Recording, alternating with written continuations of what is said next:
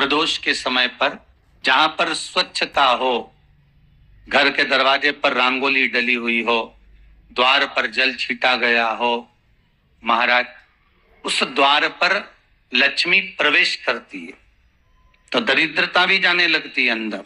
जब दरिद्रता अंदर जाने लगती है तो लक्ष्मी उसको रोक देती है। पहले मैं देखकर आती हूं कि तेरे लिए स्थान है कि नहीं, तो यहाँ रुक। और लक्ष्मी जी इसको लेकर गई और लक्ष्मी जी ने देखा कि इसके दरवाजे पर जल नहीं छीटा गया, इसके दरवाजे पर ना रंगोली डली है, इसका द्वार साफ नहीं हुआ, इसके दरवाजे पर ढेर सारा कचरा पड़ा हुआ है, कोई श्वान कोई कुत्ता गंदगी भी कर चला गया है, कहीं बिल्ली ने गंदगी कर रखी है, कहीं जीवों ने कुछ गंदा गिरा रखा है। तो फिर लक्ष्मी जी कहती है, जी अब मैं होकर आ गई थी ना, अब तू जा, तू होकर आ। और दरिद्रता प्रवेश करती है। तो अंदर जाकर क्या देखती है दरिद्रता कि इतनी सवेरे से मैं घूमने इनके दरवाजे पर आई और ये तो सब चादर तान के चकाचक गुर्राटा भर भर कर सो रहे हैं। तो दरिद्रता कह देती है, तुम्हारा भाग्य ही बेकार है, तो मैं क्या करूं, तुम ऐसे ही सोते रहो। और दरिद्रता गुस्से में बाहर निकल कर आती है, लक्ष्मी से कहती, लक्ष्मी तू इसके घर में जाना ही मत। तो दरिद्रता को कहती है, जी तेरी बात नहीं मानूंगी क्या मैं? आपके घर का द्वार, आपके घर का दरवाजा। फिर निवेदन करूंगा एक बहुत सुंदर बात। आज के जमाने में तो बहू अपने कमरे की झाड़ू लगा ले, वही बहुत बड़ी बात है। हो खड़ी खड़ी बहू ये देखती रहेगी कि नौकरानी सही से झाड़ू लगा रही, वहां से लगा के लाओ, इधर से हेड के ले जाओ, वहां से कचरा सोरो, वहां से पोछा लगाओ। खड़ी रहेगी, उंगली से बताती रहेगी, पर इतना नहीं बनेगा कि सेविका से, नौकरानी से, दासी से कह दे कि तू मम्मी पापा के कमरे की लगा ले, मैं मेरे कमरे की लगा लूंगी, तो जा उधर। और एक निवेदन तो हमेशा करा है और अब आज भी करता हूं, पूरे घर की सफाई करवाओ, पूरे घर में तुम पोछा झाड़ू जो चाहे करवाओ, मना नहीं है। पर एक निवेदन है, रसोई घर के अंदर बहू और बेटी ही जाकर भोजन बनाए तो अन्नपूर्णा सदा कृपा करती है। बहू और बेटी घर के मटके में से, परिंदे में से, बाल्टी में से, टंकी में से, घर के हंडे में से जब एक लोटा जल लेकर जाते हो ना, उस समय पर आपके मन में ये भाव प्रकट होना चाहिए कि हमारे घर में हम देवाधिदेव महादेव को जल चढ़ाने के लिए जा रहे हैं। हे शिव शंकर, अगर घर में पितृदोष है, काल सर्प दोष है, वास्तु दोष है, या मेरे घर के अंदर कोई भी दोष है, एक लोटा जल जब मैं आप पर समर्पित करूं तो मेरे देवाधिदेव महादेव हमारे घर के सारे रोग, दोष, बीमारी, कष्ट को दूर कर देना और तेरे चरणारविंद का जल देकर हमारे घर को पवित्र कर दे। 3 चीजें इस कथा में से निकाल लो। पहला, लोटे का जल इसने चढ़ा दिया, दूध इसने चढ़ा दिया, शहद इसने चढ़ा दिया, शक्कर इसने चढ़ा दिया। ये पंचामृत स्नान अलग अलग हाथ से हुआ, किसी ने कुछ चढ़ाया, किसी ने कुछ चढ़ाया। तो शास्त्र कहता है वर भी पृथक पृथक भाग में बट गए। जब हम पूजन करने बैठते हैं तो अगर पति जल चढ़ा रहा है तो पत्नी उसका स्पर्श कर चढ़ा ले, मना नहीं। पर पंचामृत स्नान अगर ब्राह्मण देवता करा रहे हैं, पति जल चढ़ा रहा है, पत्नी दूध चढ़ा रही है, पति शहद चढ़ा रहा है, पत्नी शक्कर चढ़ा रही है, ये पृथकता हो।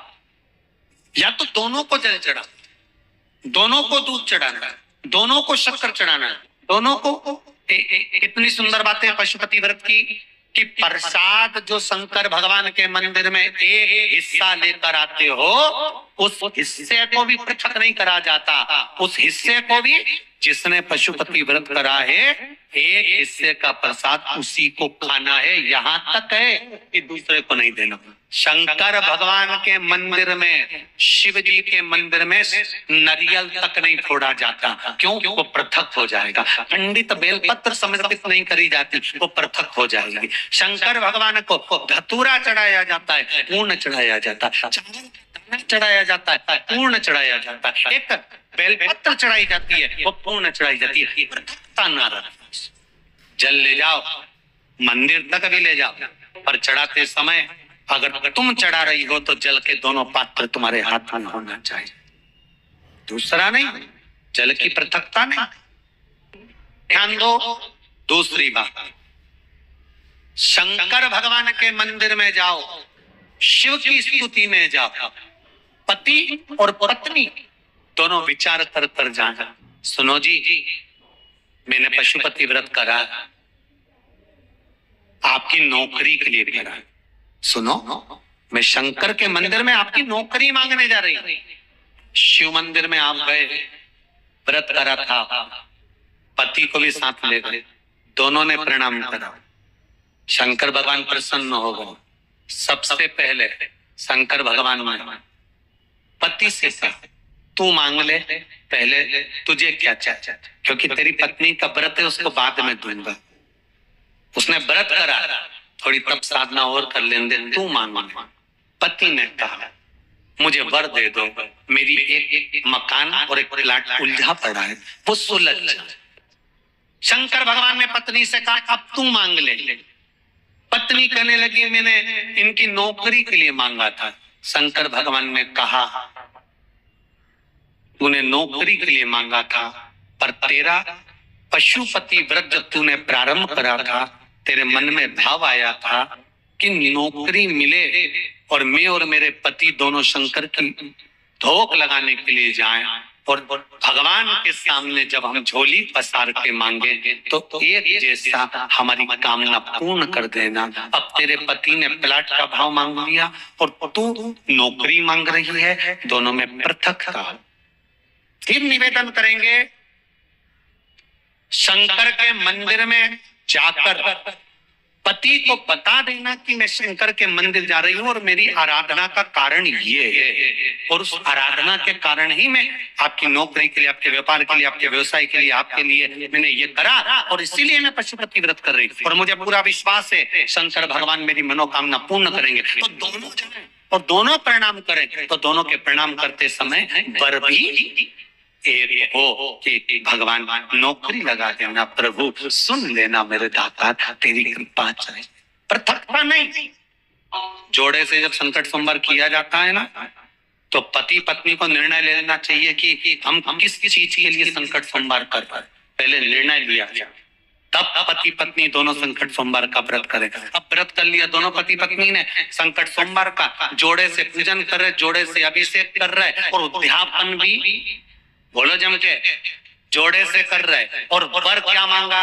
पति ने सोचा था दुकान का, पत्नी ने सोचा था पार्लर का। निर्णय अलग।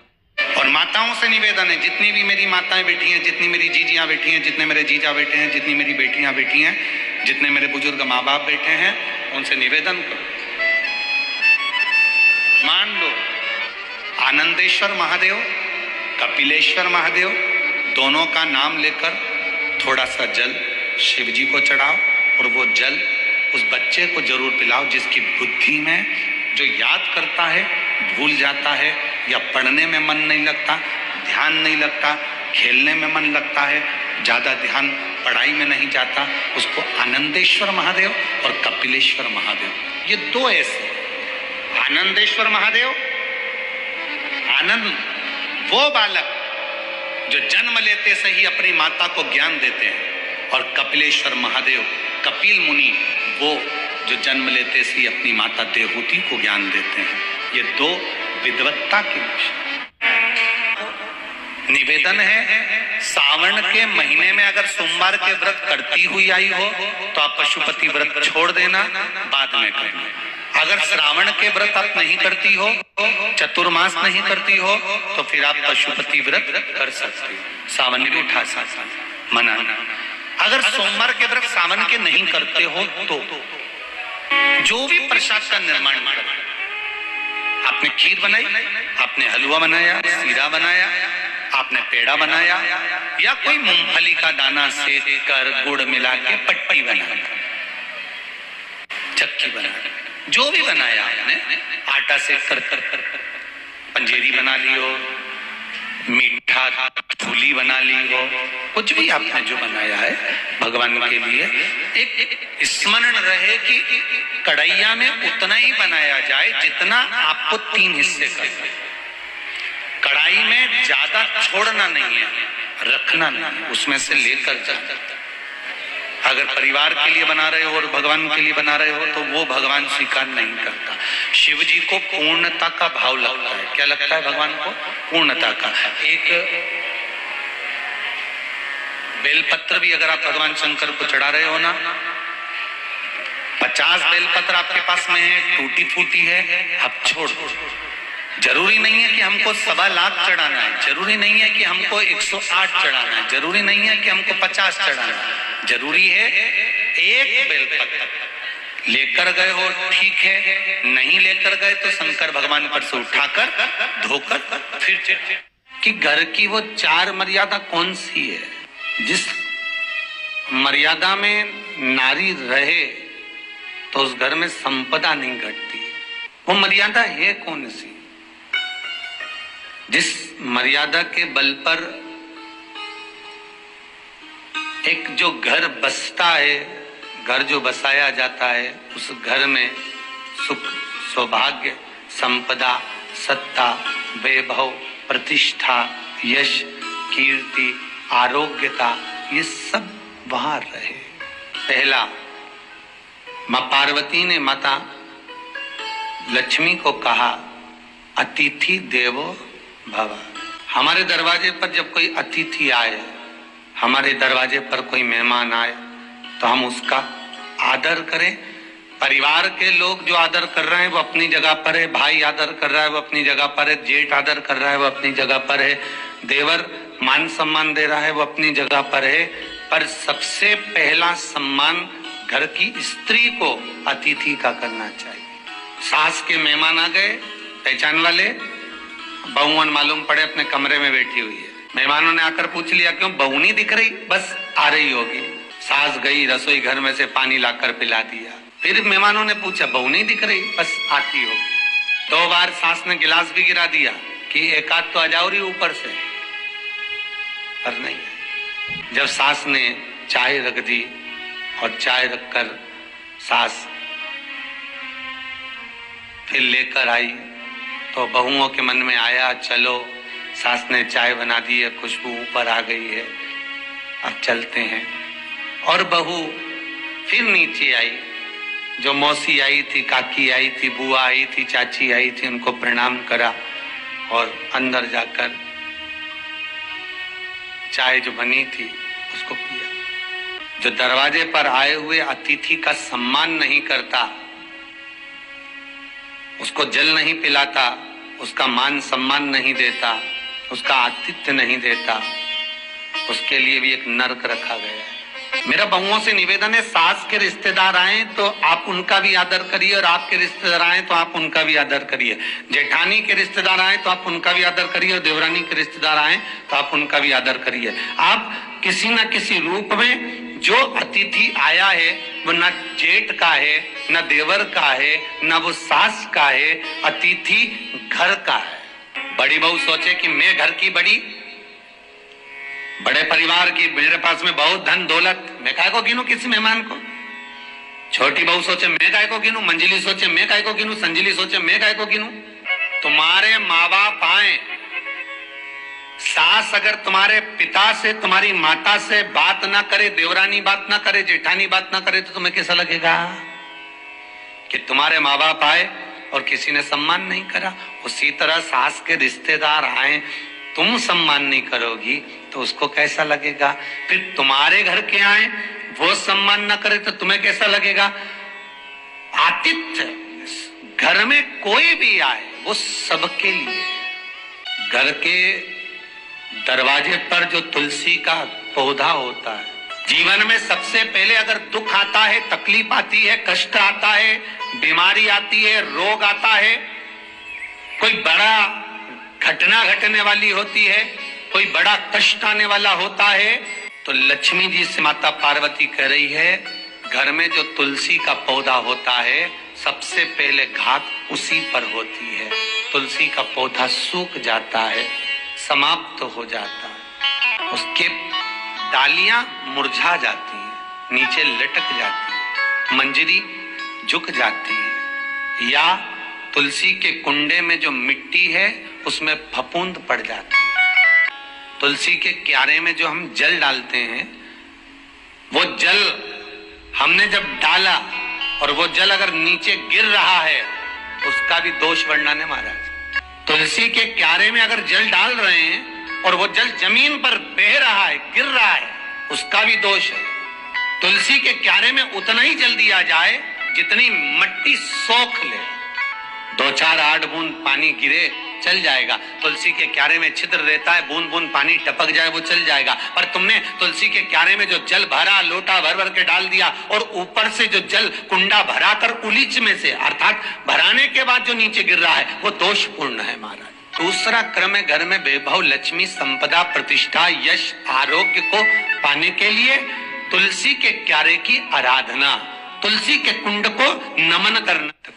घर में चाहे नल लगा हो, चाहे आरओ का प्लांट लगा हो, पानी का, घर में छोटा छोटा आरओ प्लांट लगा लेते। घर के अंदर रसोई घर में एक छोटा सा मटका, मटका नहीं तो हंडा, हंडा नहीं तो बाल्टी, बाल्टी नहीं तो कलसा, पानी का भरा हुआ जो नारी रखती है, दूसरे दिन उस पानी को बाहर ढोल कर फिर वापस धोकर भर लेती है। मटका रोज धुलता है, हंडा रोज धुलता है। जितना जल उस पात्र में रहता है, भरता है, ऐसे ही घर में संपदा बढ़ती है। 3 क्रम पर। चौथा, नारी के मस्तक पर जो चीर होता है, मस्तक पर जो चीर होता है, मस्तक पर जो वस्त्र होता है, वो वस्त्र पूर्वजों का, पितरों का,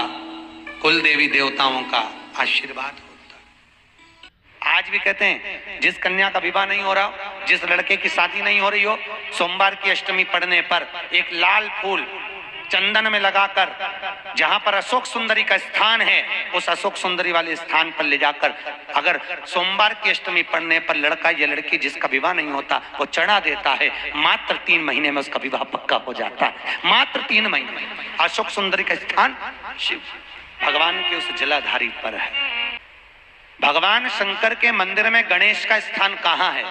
कहा जहां से पानी नीचे की ओर गिरता है, उस जलाधारी के सीधे हाथ पर गणेश जी बैठे हैं और उल्टे हाथ पर कार्तिकेय बैठे हैं। जहां पर शिवलिंग रखा है, यह माता पार्वती जी की गोद है, और जहां शिवलिंग की आकृति है, ये स्वयं शंकर है। और उस शिवलिंग में एक जगह ऐसी है जहां पर शंकर भगवान की सबसे छोटी लड़की अशोक सुंदरी का निवास है। शिव जी की सबसे छोटी बेटी का नाम क्या है? अशोक सुंदरी। कहां? जहां से पानी नीचे गिरता है, चढ़ाने के बाद जहां पानी जाता है, पानी जाने वाले स्थान पर बीच में एक लाइन होती है, मोटी सी, गहरी सी, वो अशोक सुंदरी है। जो भी शुक्ल पक्ष की द्वितीया तिथि को चंद्र का दर्शन करेगा, उसकी जिंदगी में कभी रोग से वो ग्रसित नहीं होगा। हम पहले भी कथा में कहे, आज फिर कहते हैं, जिसकी लीवर, किडनी, जिसकी काया बेकार हो रही हो, चमड़ी सफेद पड़ रही हो, काले काले छट्टे पड़ रहे हो, सोराइसिस जैसी बीमारी हो गई हो, कैंसर जैसा रोग हो गया हो, बड़े से बड़ा रोग, अगर किडनी, लीवर कितना भी बेकार से बेकार हो गया, डैमेज से डैमेज हो गया, उसको शुक्ल पक्ष के द्वितीया चंद्रमा का दर्शन करना चाहिए। और शुक्ल पक्ष के द्वितीया चंद्रमा का दर्शन कर कर प्रदोष काल के समय पर, कौन सा काल? शाम के समय। प्रदोष काल मालूम है सबको? सूर्य जब डूबता है उसके 45 मिनट पहले से सूर्य डूब जाए उसके 45 मिनट बाद।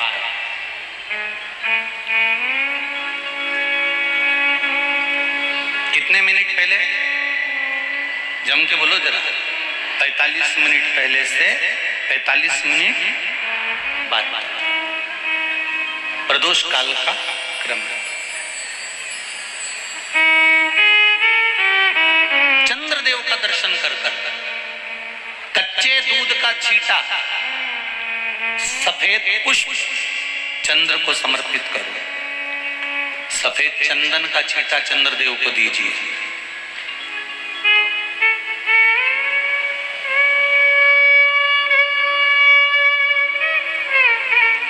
और चंद्रदेव को छींटा देने के बाद जो दूध है उसका छींटा अपने तन पर लीजिए। सफेद चंदन थोड़ा सा अपने शरीर पर लगा लीजिए।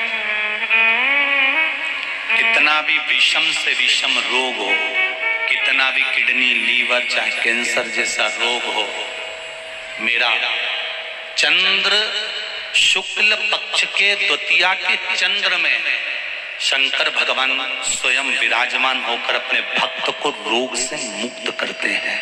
द्वितीया वो श्रवण शक्ति में तकलीफ हो, बोलने में, मुख में तकलीफ उत्पन्न होती हो,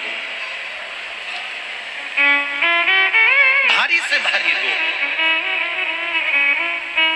शुक्ल पक्ष की द्वितीया तिथि को भगवान शंकर ने चंद्रदेव को अपने मस्तक पर धारण करा तो शंकर भगवान ने कह दिया, सुनो चंद्रदेव, आज शुक्ल पक्ष की द्वितीया तिथि को मैंने आपको अपने मस्तक पर धारण करा है।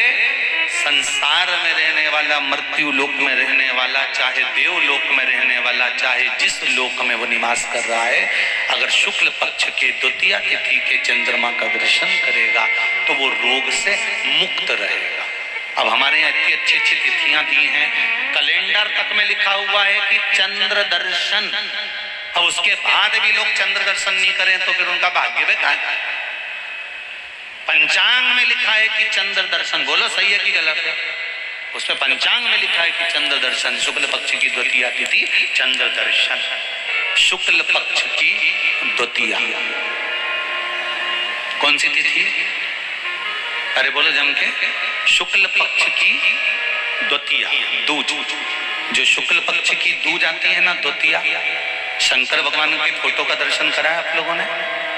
बोलो तो जम के करा है ना सबने? शंकर भगवान के चित्र का दर्शन करिए, शंकर भगवान के फोटो का दर्शन करिए, शंकर भगवान की मूर्ति का दर्शन करिए। शंकर भगवान के मस्तक पर जो चंद्रमा रखा हुआ देखते हैं आप लोग, शिव जी के मस्तक पर जो चंद्र देखते हैं, वो चंद्र कौन सी तिथि का रखा था शंकर भगवान?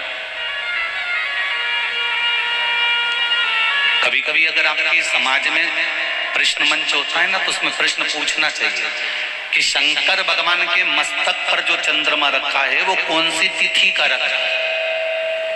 एकम, दूसरी, चतुर्थी, पंचमी, छठ, सप्तमी, अष्टमी, नवमी, दसवीं, 11, 12 पूछ लेना चाहिए कि कौन सी तिथि का चंद्रमा भगवान शंकर के मस्तक पर रखा है। तो हमारा शास्त्र कहता है, स्कंद पुराण कहती है, पद्म पुराण कहती है, अग्नि पुराण कहती है, लिंग पुराण कहती है, नर्मदा पुराण कहती है, नारद पुराण कहती है, और कूर्म पुराण और विष्णु पुराण वर्णन करती है कि शिव जी के मस्तक पर जो चंद्र रखा है वो शुक्ल पक्ष की द्वितीया का रखा है। कैलेंडर किस किस के घर में है? उठाओ जरा हाथ। जिसके घर में कैलेंडर या पंचांग, आज ही घर जाकर देखना, कैलेंडर को पलट कर देखना, शुक्ल पक्ष की द्वितीया तिथि जैसे ही देखोगे उसमें लिखा होता है चंद्र दर्शन। लिखा होता है कि नहीं होता है? अरे बोलो तो जी हाँ, लिखा होता है ना। शुक्ल पक्ष की द्वितीया तिथि देखोगे तो उसमें लिखा होता है चंद्र दर्शन। अब प्रत्येक शुक्ल पक्ष की द्वितीया तिथि पर चंद्र दर्शन क्यों लिखा होता है? क्योंकि शिव महापुराण की कथा में उमाखंड में वर्णन किया गया है कि जब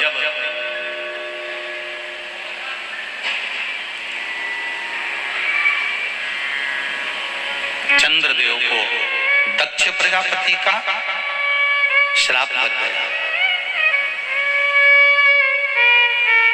चंद्र, तुम मेरी एक पुत्री के प्रति स्नेह रखते हो और बाकी की पुत्रियों की ओर तुम देखते तक नहीं।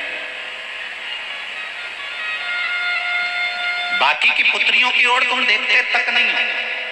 चंद्र, हे चंद्र,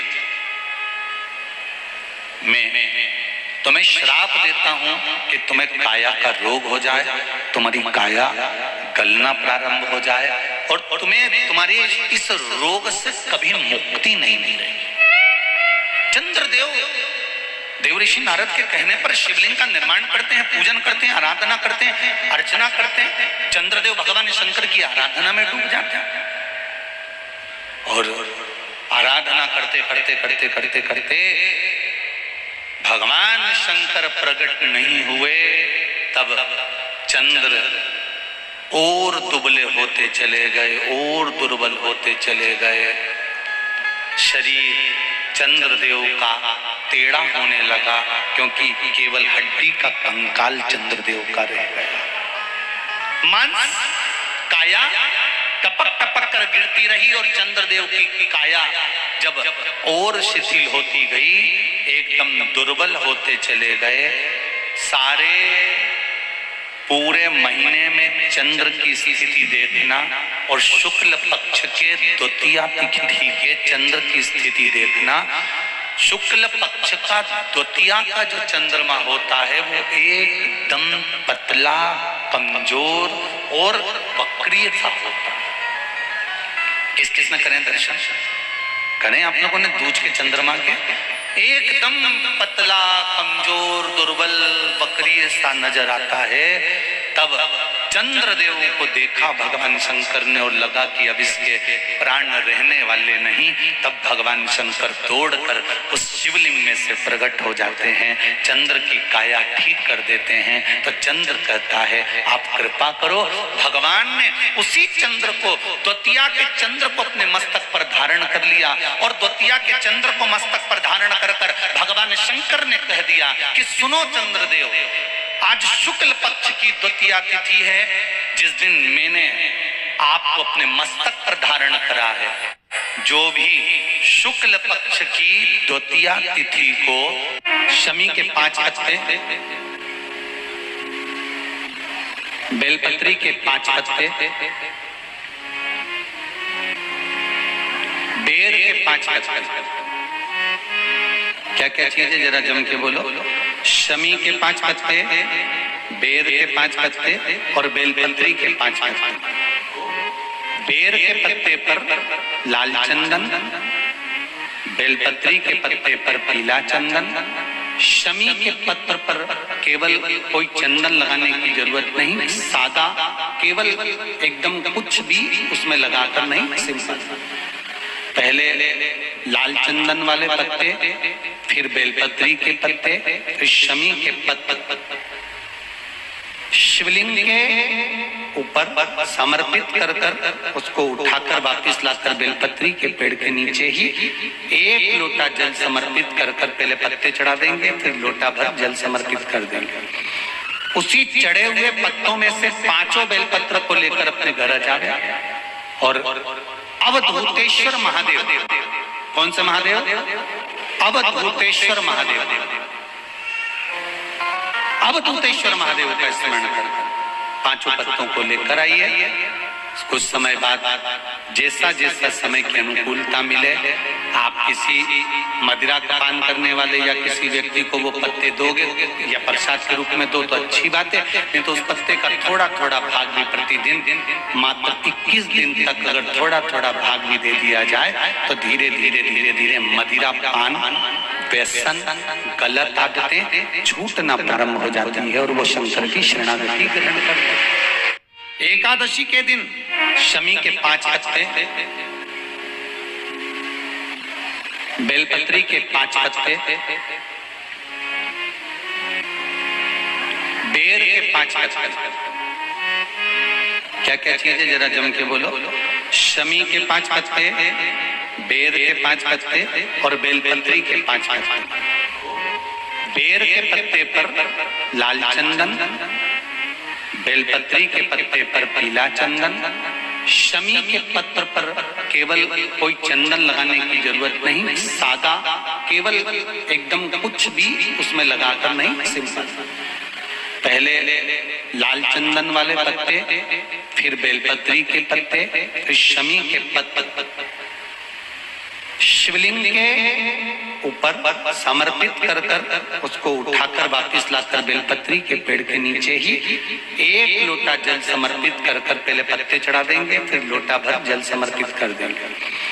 उसी चढ़े हुए पत्तों में से 5 बेलपत्र को लेकर अपने घर आ जाए और अवधूतेश्वर महादेव, कौन से महादेव? अवधूतेश्वर महादेव, अवधूतेश्वर महादेव का स्मरण कर 5 पत्तों को लेकर आइए। कुछ समय बाद जैसा जैसा समय की अनुकूलता मिले, आप किसी मदिरा का पान करने वाले या किसी व्यक्ति को वो पत्ते दोगे या प्रसाद के रूप में दो तो अच्छी बात है, नहीं तो उस पत्ते का थोड़ा थोड़ा भाग भी प्रतिदिन मात्र 21 दिन तक अगर थोड़ा थोड़ा भाग भी दे दिया जाए तो धीरे धीरे धीरे धीरे मदिरा पान, व्यसन, गलत आदतें छूटना प्रारंभ हो जाती है और वो शंकर की शरणागति ग्रहण करते हैं। प्रदोष काल का जो दीपदान होता है वो सरल नहीं होता, वो सहज नहीं होता। 5 स्थान की पूर्ति करता है। पहला, जम के बोलो, पहला स्थान किस चीज के लिए? काल सर्पदोष के लिए। दूसरा, पितृदोष। कैसा भी तुम्हें कोई पितृदोष बता दे, कितना भी तुमसे कोई कह दे कि तेरे घर में पितृ का दोष है, तेरे घर में ये दोष है, अगर आप प्रदोष के दिन, प्रदोष काल में अर्थात सूर्य अस्त के समय के 2:45 तक का जो समय होता है, 2 घंटे के समय का, उसके अंतर्गत अगर आप प्रदोष काल के समय में भगवान शंकर को दीप लगाने के लिए अगर पहुंचे हो तो वो आपको फल देगा ही, पितृ दोष का निवारण होगा ही, चाहे तुम कुछ करो चाहे मत करो, और पितृ की शांति करा दे। दूसरे नंबर पर है पितृदोष। तीसरे नंबर पर है वास्तु दोष। हमारे घर का अब एक बहुत सावधानी से श्रवण करने वाला विषय है।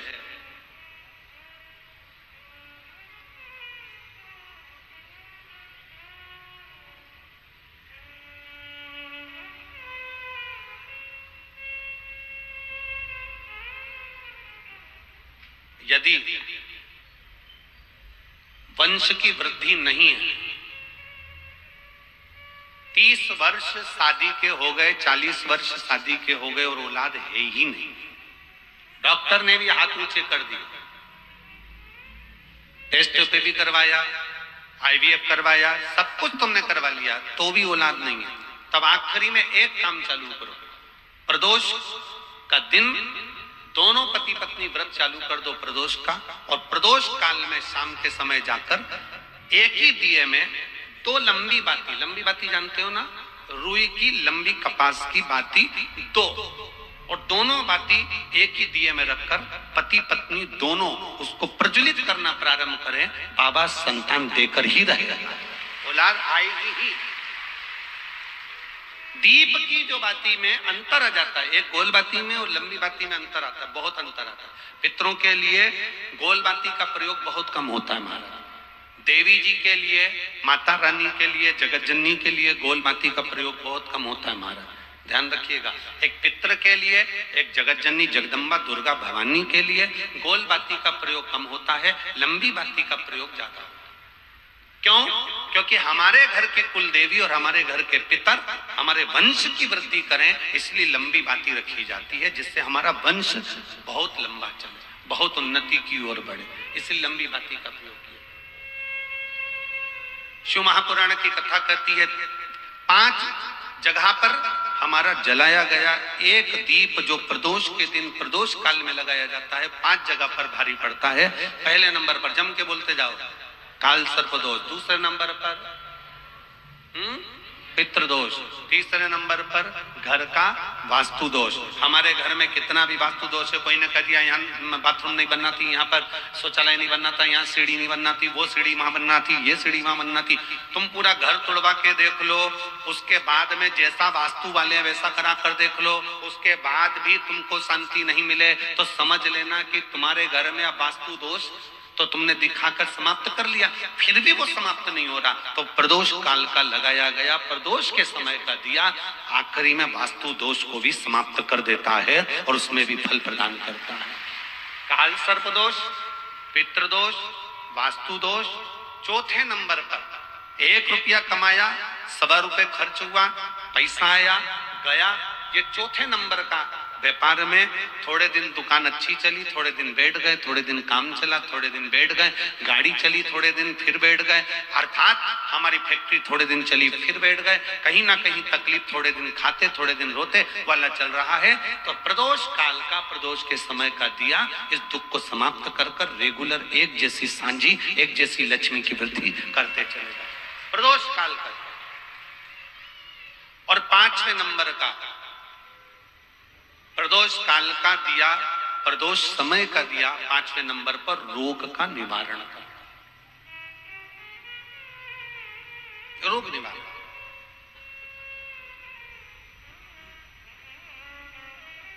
ये 5 स्थान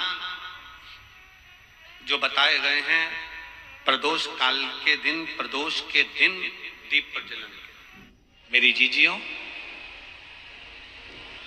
7 दुर्वा। कितनी दुर्वा? दुर्वा देखिए ना सबने, क्या बोलते दुर्वा की दूब है, दुली है, तुम समझ गए ना? हाँ बस ठीक है, हमारे उधर दुर्वा कहते हैं, वो घास जैसा लगता है दुर्वा। आप लोग छत्तीसगढ़ी भाषा में जो भी बोलते दुल्ली और फुली, जो भी आप बोलते हो। 7 दुर्वा। और उस 7 दुर्वा को जो ये समझ लेना जरा, जिसका आधा सिर दुखता हो, पूरा सिर दुखता हो, नेत्र में भुकुटियां दुखती हो, सुबह से लेकर रात तक घबराहट उत्पन्न होती हो, बेचैनी होती हो और बहुत ज्यादा तकलीफ में चक्कर जैसा बना रहता है, उसके लिए यक्षेश्वर महादेव की आराधना का स्मरण करेगा। ये शिवलिंग है, जलाधारी है, यहां से पानी बहता है। 7 दुर्वा 7 स्थानों पर जलाधारी पर रख दीजिए। 7 स्थान, 7 ही स्थान पर जल चढ़ाना प्रारंभ करो। जो 1 लोटा जल आप लेकर गए हो 7 स्थान पर चढ़ाइए। उसके बाद में बचा हुआ जल शिवलिंग पर चढ़ा दीजिए। यक्षेश्वर महादेव का नाम लेकर 1-1 दुर्वा को उठाकर रख लीजिए। यक्षेश्वर महादेव का नाम लेकर वो दुर्वा वापिस लेकर आ जाओ। 7 दिन तक सुबह सुबह बिना कुछ खाए उस 1-1 दुर्वा को यक्षेश्वर महादेव का नाम लेकर चबा चबा कर खाना प्रारंभ करो। 7 दिन तो जाने दो, 2 दिन के अंदर ही जिसका भी सुबह से लेकर रात तक सिर में दर्द रहता है वो धीरे धीरे धीरे धीरे बंद होना प्रारंभ हो जाएगा और शरीर में जो भी तकलीफें हैं वो रोग धीरे धीरे समाप्त होगा। यक्षेश्वर महादेव, यक्षेश्वर महादेव। कौन से महादेव हैं? जम के बोले जरा, जम के। यक्षेश्वर। 7 दुर्वा शिव को समर्पित करकर पार्थिव बनाने के 3 क्रम है। पार्थिव बनाने के 3 क्रम है। पार्थिव शिवलिंग का जो निर्माण करा जाता है उसके 3 क्रम है।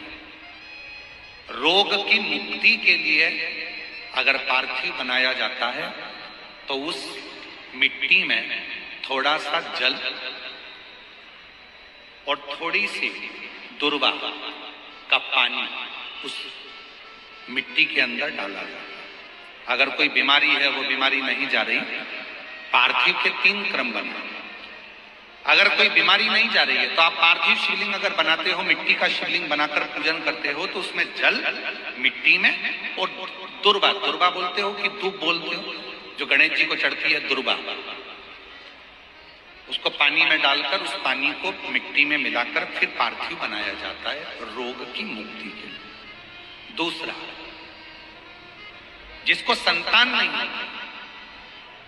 पुत्र की प्राप्ति नहीं है, संतान की प्राप्ति नहीं है, गोदी में औलाद नहीं है, कोई छोरा छोरी नहीं है, कोई बेटा बेटी नहीं है, संतान नहीं है, सालों हो गए, पार्थिव रोज बनाती है, तो उस मिट्टी में अगर थोड़ा सा आधी चम्मच, 1 चम्मच गाय का दूध मिलाकर फिर पार्थिव लिंग का निर्माण करे पानी के साथ मिलाकर, तो उसके घर में दूध पार्थिव में डलने से पूत जरूर आता है, निश्चित पूत की प्राप्ति। पार्थिव में मिट्टी के अंदर अगर आधी चम्मच भी गाय का दूध डाला, पानी डाला और पार्थिव शिवलिंग का निर्माण करा, जिसकी औलाद नहीं है, तो वो पार्थिव अगर बना रहा है, पार्थिव का निर्माण कर रहा है, उसका नियम है कि हर प्रदोष को, सोमवार को या सोमवार की अष्टमी को या कभी ना कभी उसका मन करता है तो पार्थिव लिंग का निर्माण करता है। अगर पूत नहीं है तो दूध का प्रयोग करे, तो दूध अगर पार्थिव में मिट्टी में डाला जाए, आधी चम्मच, 1 चम्मच और पानी के साथ मिलाकर जब पार्थिव शिवलिंग का पूजन करते हैं, उसको बनाकर पार्थिव बनाने के बाद जब उसका पूजन करते हैं, तो वो दूध हमारे घर में पूत जरूर देता है। पहले नंबर पर है दुर्वा का जल, रोग निवारण के लिए हो जाता है। पार्थिव में दूसरा वर्णन आया है दूध का डालना, वो संतान देता है। तीसरे नंबर पर पार्थिव अगर निर्माण कर रहे हो, कोई लक्ष्य है, मेरा यह काम है वो पूरा नहीं हो रहा, बहुत दिन से अटक रहा, बाबा पूरा करना है, तो पार्थिव में चंदन घिसके, चंदन को घिसकर उसका थोड़ा सा भाग पानी मिट्टी में डालकर फिर पार्थिव का निर्माण करा जाता है, पूजन करी जाती है। तो जो तुम्हारा लक्ष्य है उस लक्ष्य तक बाबा तुम्हें पहुंचा कर ही रहेंगे। पार्थिव निर्माण के कुछ क्रम है।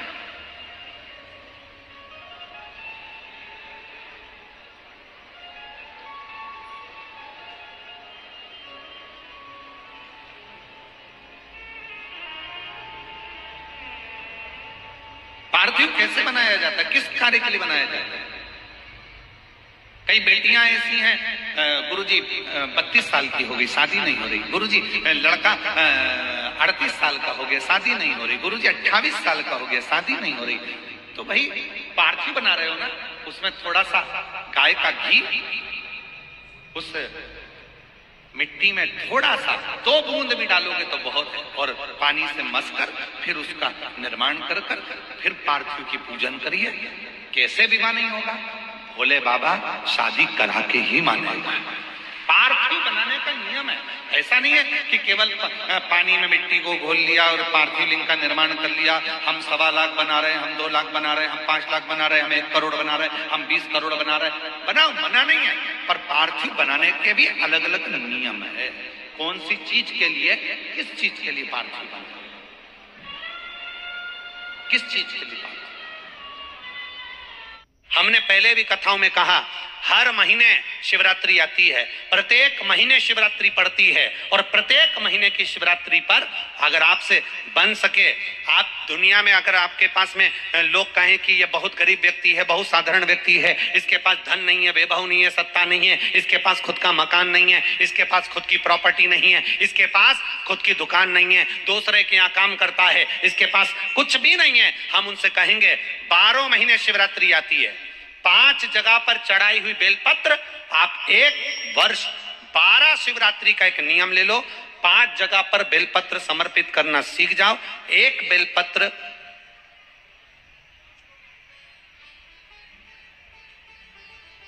ये शिवलिंग, ये जलाधारी, बहुत ध्यान से देखना, ये चरण जहां से जल नीचे गिरता है, गणेश जी का स्थान, कार्तिकेय जी का स्थान, ये हस्तकमल माता पार्वती जी का हाथ हस्तकमल, शिवलिंग भगवान शंकर का स्थान।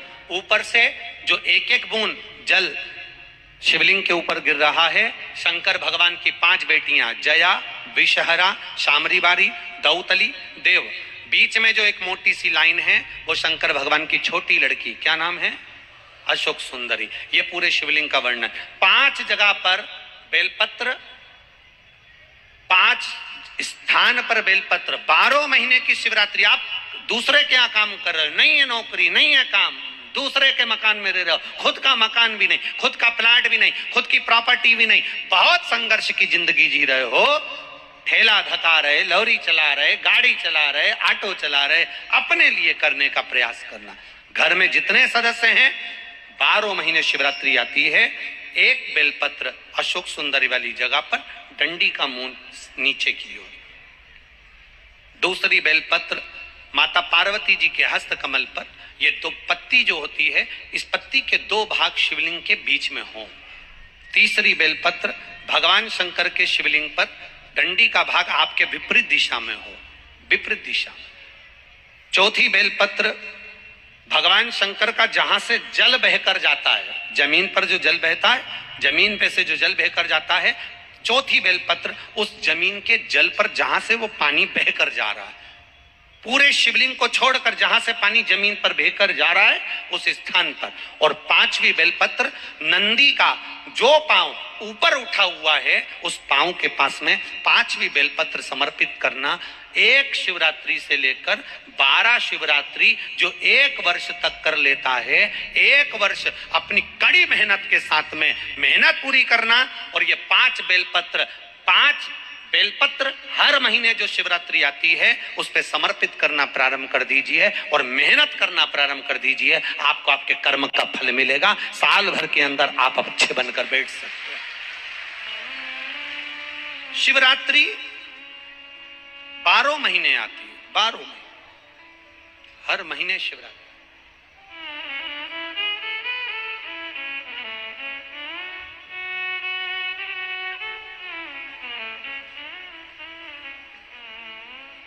और महाराज जब वो कृपा करता है तो कोई साधारण नहीं करता। आपको पहले भी कथाओं में कहा, आपको पहले भी वर्णन किया, आपको पहले भी निवेदन किया, आपको पहले भी कहा, देवता देते हैं तो पल्ला झाड़ कर देते हैं, देवता देते हैं तो पल्ला झाड़ कर देते हैं, और मेरा देवघर वाला देता है तो छप्पर फाड़ कर देता है। जिस लड़का लड़की का विवाह 30 साल का हो गया, 35 साल की हो गए, लड़का लड़की 40 साल के हो गए, 35 साल के हो गए, उनका अगर विवाह नहीं हुआ है, बहुत रिश्ते आए चले गए, संबंध आए चले गए, या जो बेटा बेटी चाहते हैं कि हम अच्छा पढ़कर एक नौकरी सरकारी प्राप्त कर लें, कोई ऐसा अच्छा जॉब हमारी किस्मत में मिल जाए, उन बेटा बेटियों से निवेदन करूंगा, यदि आप चाहते हो तो एक प्रयास जरूर करना। शिवलिंग, जलाधारी, गणेश, कार्तिकेय, अशोक सुंदरी, और ये शिवलिंग, और ऊपर भगवान शिव की 5 बेटियां, जया, विषहरा, श्यामलीवारी, दौतली, देव। 3 प्रदोष या 3 शिवरात्रि। कितनी प्रदोष?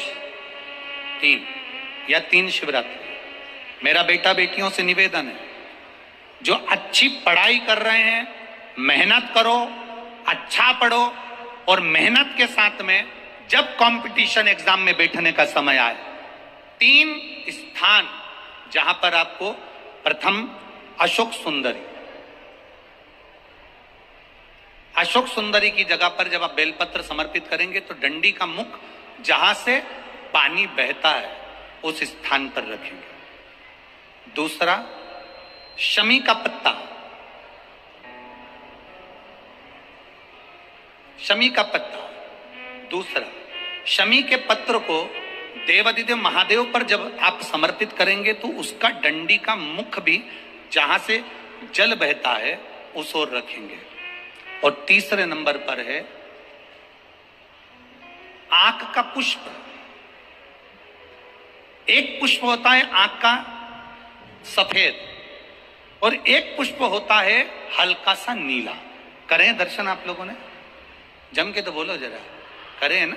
एक सफेद होता है, एक हल्का सा नीला होता है। सफेद आंख का जो पुष्प होता है वो केवल देवादिदेव महादेव का एक स्वरूप होता है, और हल्का सा जिसमें गुलाबीपन नीलापन होता है वो शिव, पार्वती, गणेश, कार्तिकेय, अशोक सुंदरी, जया, विषहरा, सामरीवारी, दौतली, देव और शिव जी के जितने गण हैं उन सबका प्रतीक होता है।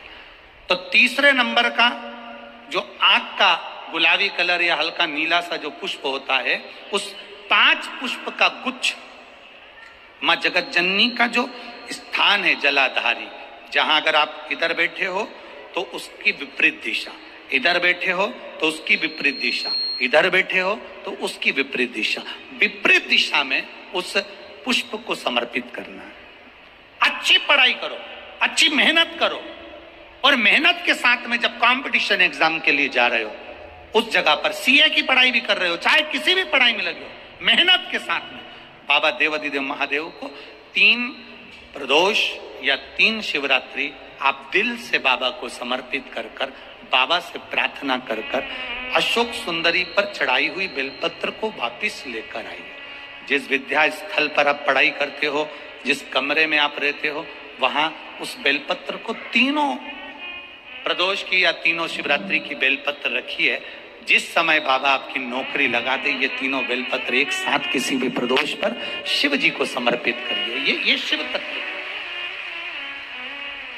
आप मेहनत करें, खूब मेहनत करें, कंपटीशन एग्जाम के लिए जितनी कोचिंग कर सकते करो, मेहनत करना उतना करो, जितना करते हो उससे 4 गुना ज्यादा करो, और उसके साथ में देवादिदेव महादेव से प्रार्थना, तेरा ही दिया मैंने खाया पिया है, तेरा शुक्रिया है, तेरा शुक्रिया है। अब जिनका मंगल विवाह नहीं हो रहा, 30 साल हो गए, 35 साल हो गए, 40 साल हो गए, उनके लिए भी वर्णन आता है।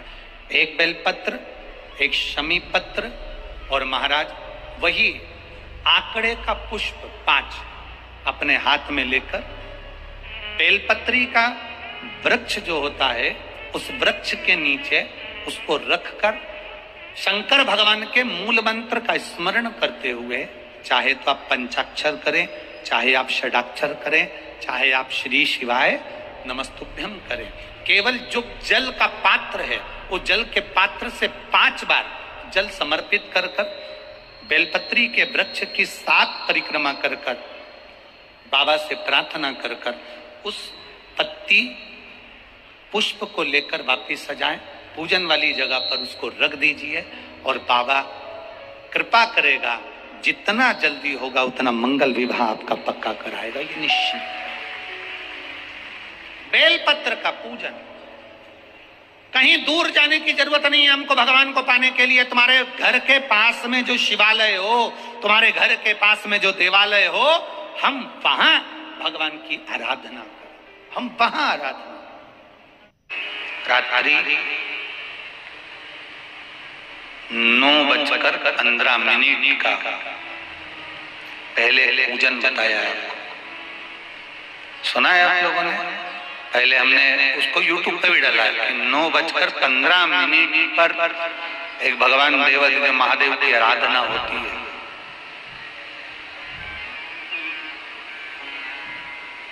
ये कोई सियोर वाले महाराज ने बनाकर नहीं बताई कि 9:15 पर आराधना होती है, हमारे शास्त्रों में भी उसका उल्लेख है, शिव महापुराण में भी उसका वर्णन है। एक पूजा होती है 9:15 की रात में।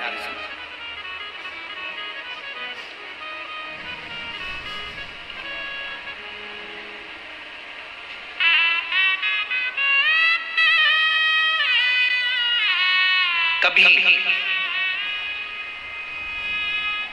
आप सबको कुबेरेश्वर बाबा की धरा पर हो, कंकर शंकर की भूमि पर हो, आप तो हो। कभी जो आस्था चैनल पर सुन रहे हैं, जो फेसबुक यूट्यूब पर श्रवण कर रहे हैं, कभी मौका लग जाए तुमको तो ये कुबेर भंडारी की भूमि पर कंकर शंकर की धरा पर आकर रात्रि को 9:15 पर बैठकर एक बार शंकर को अपने दिल की बात श्री शिवाय नमस्तुभ्यम के साथ में कहकर बाबा से विनती कर जाना जरूर, और फिर वापस 3 महीने में आकर बताना कि बाबा तुम्हारी बात को सुना कि नहीं। शिव तत्व की प्राप्ति। यहाँ एक बच्चा बैठा है जो 17 साल का हो गया था, जो चल भी नहीं पाता था और बोल भी नहीं पाता था। 17 वर्ष का बच्चा, पटना के पास बिहार, सीता देवी है। मैं बिहार राज्य पटना जिले से बाबा के धाम आई हूँ। कहीं बैठी हो? सीता देवी बिहार राज्य पटना जिले से आई है। कहीं बैठी हो तो हाथ हिला सकते हैं। हाथ हिला तो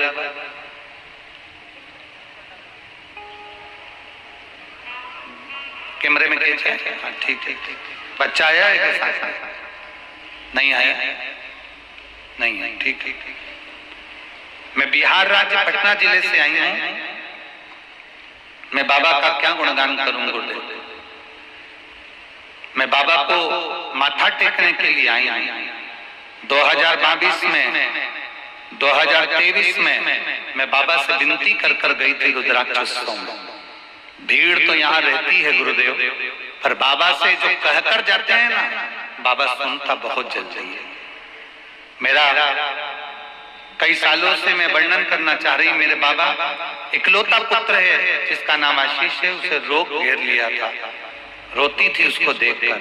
17 साल का हो गया था, न चल पाता था न बोल पाता था, पर मेरे बाबा ने ऐसी कृपा कर दी। मैं 22 में आई, 23 में आई, बाबा के धाम में बस कहने के लिए आती हूँ। शिव पुराण में ये रुद्राक्ष उत्सव नहीं है गुरुदेव, ये भोलेनाथ जी से एक माता पिता अपने दिल की बात कहने के लिए आते हैं। गुरुदेव, मेरा 17 साल का बेटा बोल नहीं पाता, चल नहीं पाता, उसको देखकर मैं दुखी होती थी, पर मेरे बाबा ने ऐसी कृपा कर दी।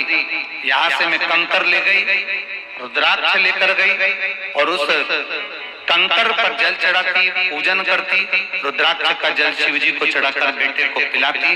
बाबा का क्या गुणगान करूं गुरुदेव। बाबा को नमन करने आई हूँ। 3 महीने भी मेरे बाबा ने नहीं लगाए, 1.5 महीने में मेरा बेटा चलने भी लगा और बोलने भी लगा। अब मेरा बेटा खुद चलकर मंदिर जाता है और बाबा का जय घोष लगाता है, और गुरुदेव श्री शिवाय नमस्तुभ्यम बोलता है, भगवान शंकर की भक्ति करता है। मैं बाबा को धन्यवाद देने के लिए बैठो बहन। श्री शिवाय नमस्तुभ्यम। शिव तत्व की प्राप्ति।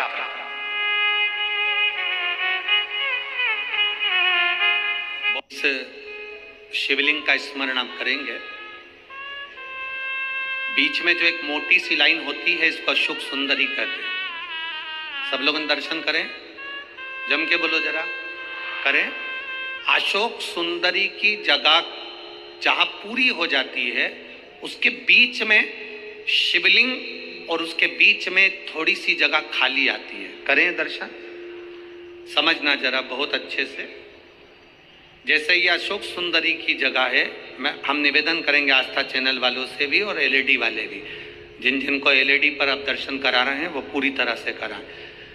गणेश जी का स्थान, षडानंद कार्तिकेय का स्थान, अशोक सुंदरी का स्थान बीच में। अशोक सुंदरी का जो स्थान पूरा हो जाता है, वहां से लेकर शिवलिंग के बीच में खाली जगह आती है। करें दर्शन आप लोगों ने, खाली जगह आती है। उस खाली स्थान की जो महत्वता है, ये जो अशोक सुंदरी से लेकर बीच में जो जगह है, ये भगवान शंकर की जो धर्म पत्नी है माता पार्वती, उनकी जो योगनियां हैं 64 योगनी, उनकी जो शक्ति पीठें हैं, उनकी जो सिद्धता है, उनकी जो सिद्धियां हैं, ये अशोक सुंदरी से शंकर के शिवलिंग के बीच में जो खाली जगह होती है, इस स्थान पर 64 योगनियां, देवियां, अष्ट सिद्धियां, नवनिधियां सब इस स्थान पर रहती है।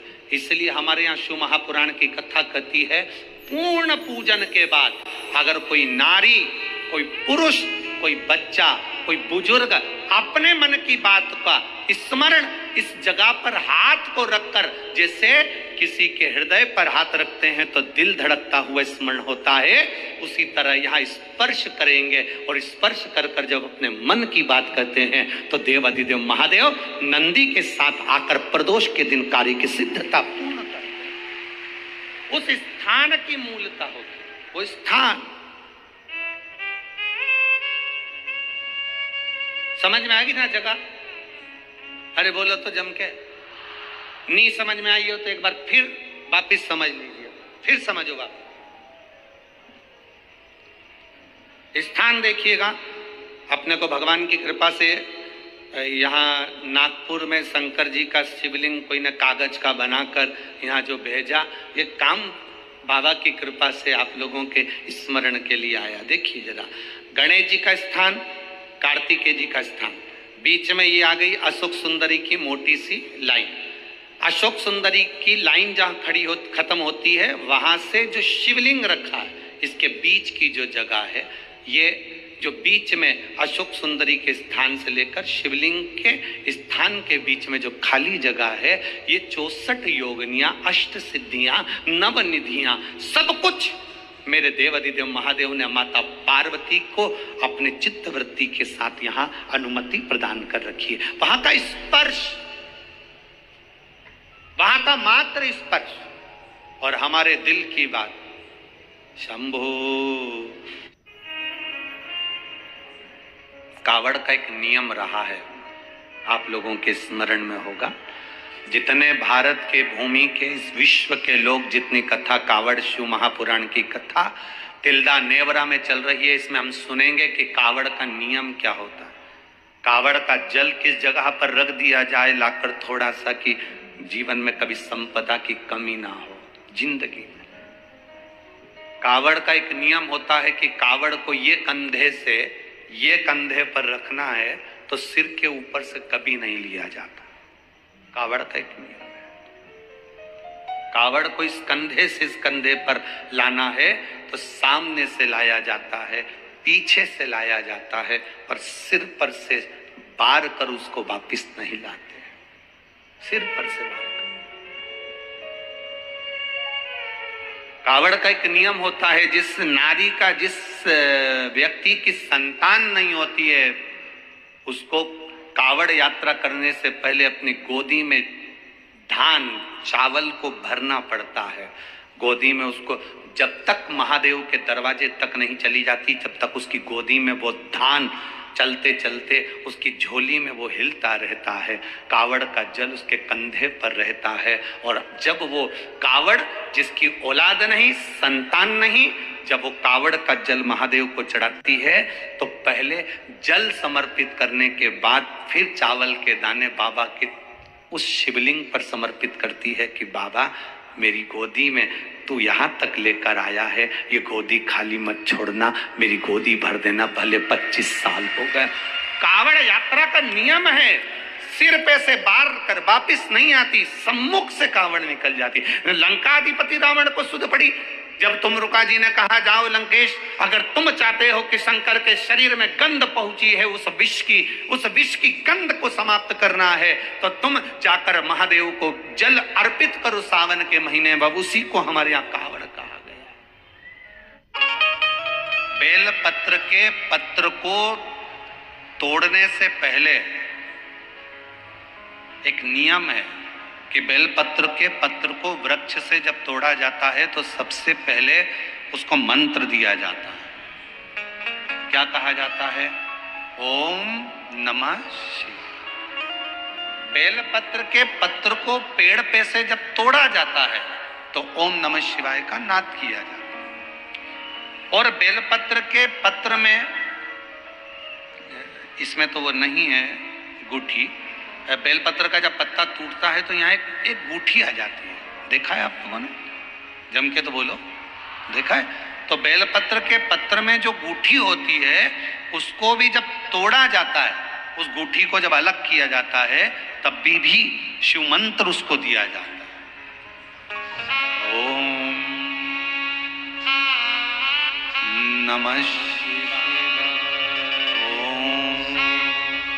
नमः शिवाय, ओम नमः शिवाय। वृक्ष पे से पत्ते को तोड़ा तो मंत्र दिया, गूठी को तोड़ा तो मंत्र दिया, और बेलपत्र के पत्ते को जब तोड़ा जाता है, मंत्र पत्ते को तोड़ने से पहले मंत्र प्रदान किया जाता है, और जब तोड़ा जाता है तो कहा जाता है, हे माँ पार्वती, हे माँ गोरा, चलो तुम्हें शिवजी ने बुलाया है मेरे कल्याण के लिए। माँ, आपको शंकर जी ने याद किया है, मेरे ऊपर बहुत दुख है माँ, कल्याण करिए, चलिए मेरे दुख को समाप्त करिए, निमंत्रण दो।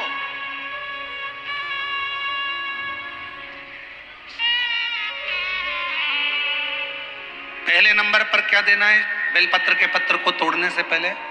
जम के बोलो, मंत्र। दूसरे नंबर पर क्या देना है बेलपत्र के पत्र को चलने का? जम के बोलो, निमंत्रण। माँ पार्वती जी से कहो, हे माँ गोरा, हे माँ पार्वती, हे माँ चलिए, आपको शिव जी ने याद किया है। माँ, हे माँ पार्वती, हे माँ गोरा, मेरे कल्याण के लिए, मेरे दुख को दूर करने के लिए, मेरी तकलीफों को हरने के लिए, हे माँ गोरा, मेरे कष्ट को समाप्त करने के लिए, माँ गोरा, मेरा भंडार भरने के लिए आपको शिव जी ने याद किया है, निमंत्रण दो।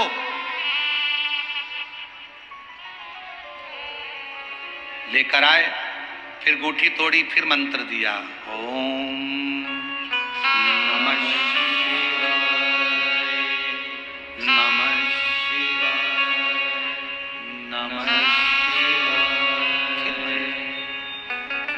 अब गुरुजी ने पूछा कि तुमने मंत्र दिया? नहीं। तुमने निमंत्रण दिया? नहीं। तो फिर तुम्हें क्या हक है कि बेलपत्र का पत्र तोड़ो? शिव महापुराण की कथा तो कितनी बड़ी बात कहती है, बेलपत्र के पत्र को सीधे पेड़ में से तोड़ कर लेकर आना चाहिए। बेलपत्र की डंडी, कई माताओं की, कई भाइयों की आदत थी, बड़ी सी डंडी होती है, उसको वहां से काट लिया, तोड़ लिया, पूरी की पूरी डंडी तोड़ कर लिया है, फिर घर पर आकर उसमें से पत्तियां तोड़ ली, जो डंडी थी उसको पटक दिया। ना ना, ये गलत है, ये गलत है। वृक्ष से पत्तों को निमंत्रण देकर फिर तोड़ा जाता है, और फिर लेकर आकर दूठी तोड़ते समय भी शिव मंत्र को दिया जाता है। कुछ नियम है बेलपत्र के भी, उसको धारण करना चाहिए। कुछ जैसे डॉक्टर की गोली खाने के भी नियम होते हैं। डॉक्टर साहब लिखते हैं कि सुबह ये गोली लेना, शाम को ये लेना, ये भोजन के पहले लेना, ये भोजन के बाद लेना, और सुनो, इसको गर्म दूध से ले लेना, इसको पानी से ले लेना। अब मालूम पड़े तुमने सोचा कि मैं एक काम करती हूँ, कहाँ मेरा टाइम बर्बाद करूंगी, सुबह लो, शाम को लो, दोपहर में लो, तो तुमने सारी गोली एक साथ खा गई, और फिर डॉक्टर के पास गई, डॉक्टर साहब मेरे को तो आराम ही नहीं लग रहा, मैंने 3 बार 15 दिन से गोली खा रही हूँ, 10 दिन से गोली खा रही हूँ। डॉक्टर साहब ने पूछा, गोली खा रही हो तो क्या तुमने नियम धारण करा? हाँ। क्या क्या नियम धारण करा? सुबह की गोली सुबह खाई, भूखे पेट की भूखे पेट खाई, भोजन के बाद की भोजन के बाद खाई? नहीं नहीं नहीं, मेरे पास समय नहीं रहता, इसलिए सारी की सारी एक साथ खा गई। डॉक्टर ने कहा इसीलिए तो दवाई असर नहीं कर रही है। दवाई खाने का भी तरीका होता है। आवाज सेट नहीं है भाई। दवाई खाने का भी तरीका होता है। दवाई को खाने का भी एक तरीका है। उस दवाई को खाओगे, आनंद पाओगे, स्वस्थ हो जाओगे, रोग मुक्त हो जाएगा। तो दवाई के खाने का भी तरीका है। उसी तरह गुरु कह रहे हैं, संत ने कहा कि तुमने गलती करी, तुमने पहले मंत्र दो, फिर से बोलो, पहले मंत्र, फिर निमंत्रण, फिर दूठी तोड़ते समय फिर मंत्र, फिर ओम नमः शिवाय, ओम नमः शिवाय, ओम नमः शिवाय। फिर मंत्र के बाद निमंत्रण दो। माँ, हे माँ गौरा, साथ में बोलो, हे मां गोरा, हे मां पार्वती, चलिए आपको देव अधिदेव महादेव बुला रहे हैं मेरे दुख को काटने के लिए, कष्ट को मिटाने के लिए, तकलीफों को मिटाने के लिए। मां, आपको शिव ने याद किया है। पत्र लेकर फिर शिव के पास चले।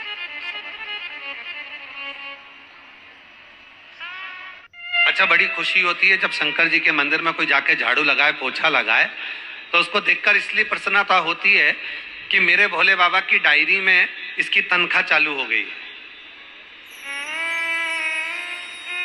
आज जितने लोग कावड़ भरने के लिए आए हैं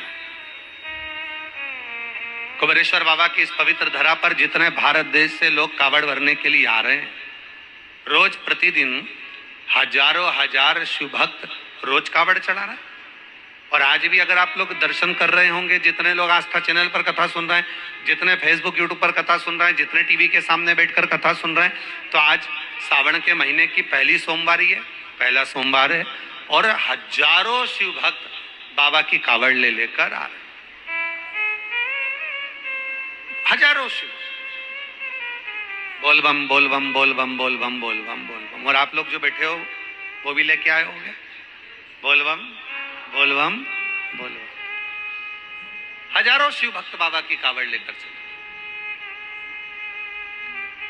अब लोग क्या समझते हैं कि कावड़ चढ़ाने वाले तो ऐसे ही होंगे,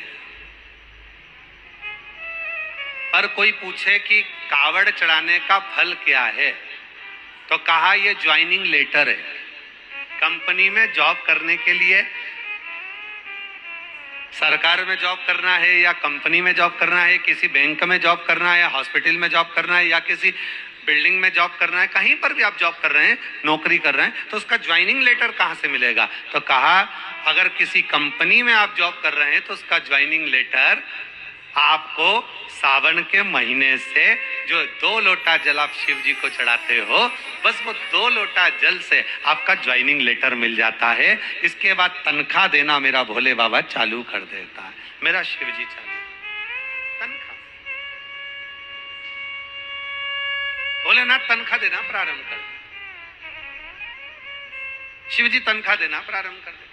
अब आपको ये विचार नहीं करना कि मैंने कावड़ चढ़ाई तो मेरा भोले बाबा क्या करेंगे, मेरा भोले बाबा मेरे जल को स्वीकार करेंगे कि नहीं करेंगे, मेरे शंकर भगवान जल को स्वीकार करेंगे कि नहीं करेंगे। पर शिव तत्व कराए भगवान शंकर की पवित्र कथा कर रही है, शिव महापुराण की कथा कहती है कि जब आपने भगवान देव अधिदेव महादेव को कावड़ चढ़ाई, जब आपने शिव जी को कावड़ चढ़ाई और कावड़ चढ़ाने के बाद भोलेनाथ ने आपको अपना ज्वाइनिंग लेटर दे दिया कि आज से तेरे जीवन के जितने दुख हैं, तेरे जीवन की जितनी तकलीफें हैं, तेरे जीवन के जितने कष्ट हैं, वो सारे कष्ट मेरे हो गए। आज से तेरा परिवार मेरा हो गया और उसका भरण पोषण मुझे करना है, उसको मुझे संभालना है।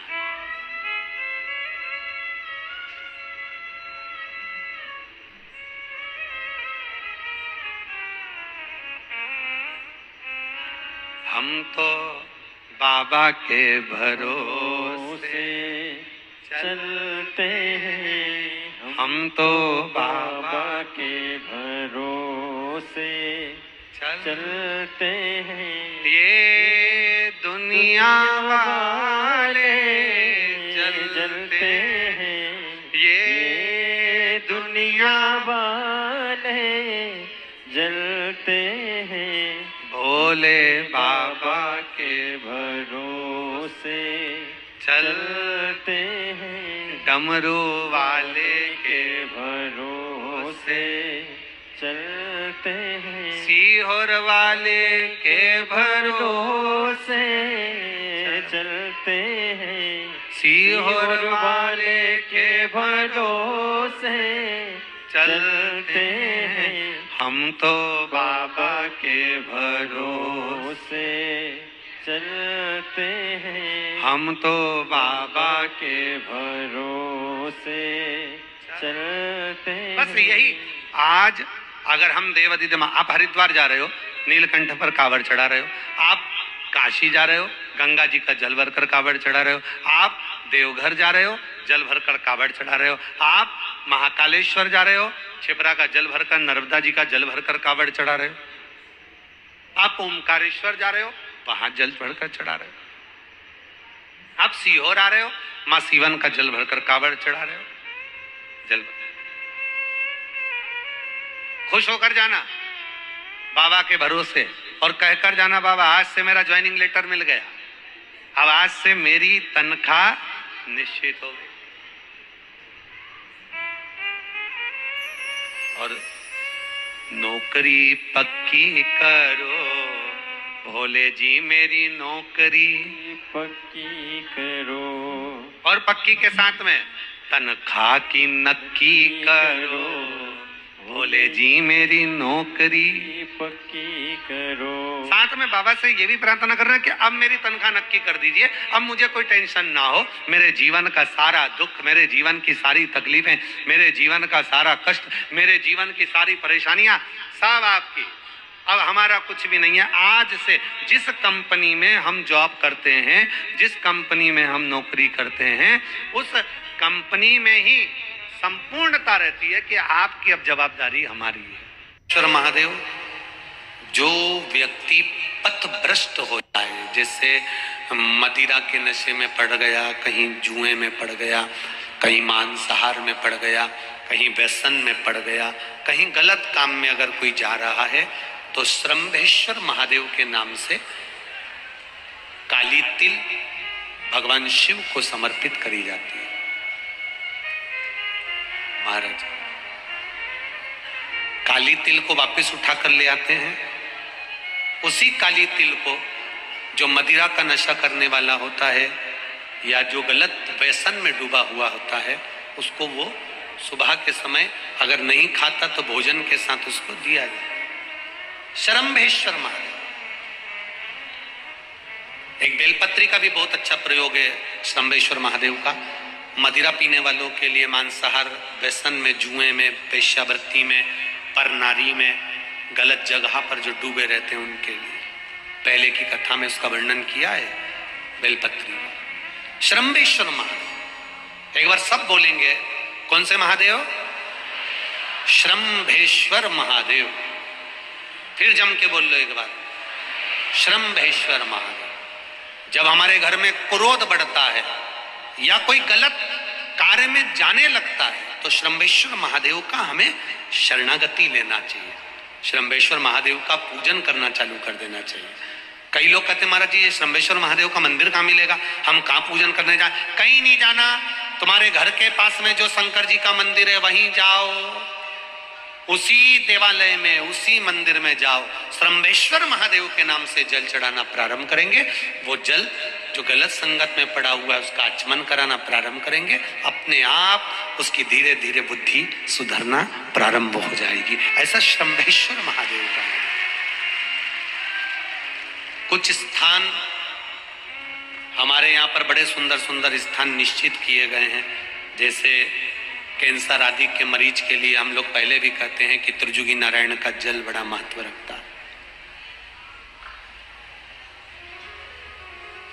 जिसका शरीर या जिसको एक पत्र आया है कि किसी को मिर्गी का झटका आना चालू हो गया था। अब पत्र ढूंढेंगे तो समय थोड़ा लग जाएगा, जिसने लिखा है उसके स्मरण में होगा। जिसने भी लिखा होगा कि बीमारी के चलते चलते फिर मिर्गी आना चालू हो गई,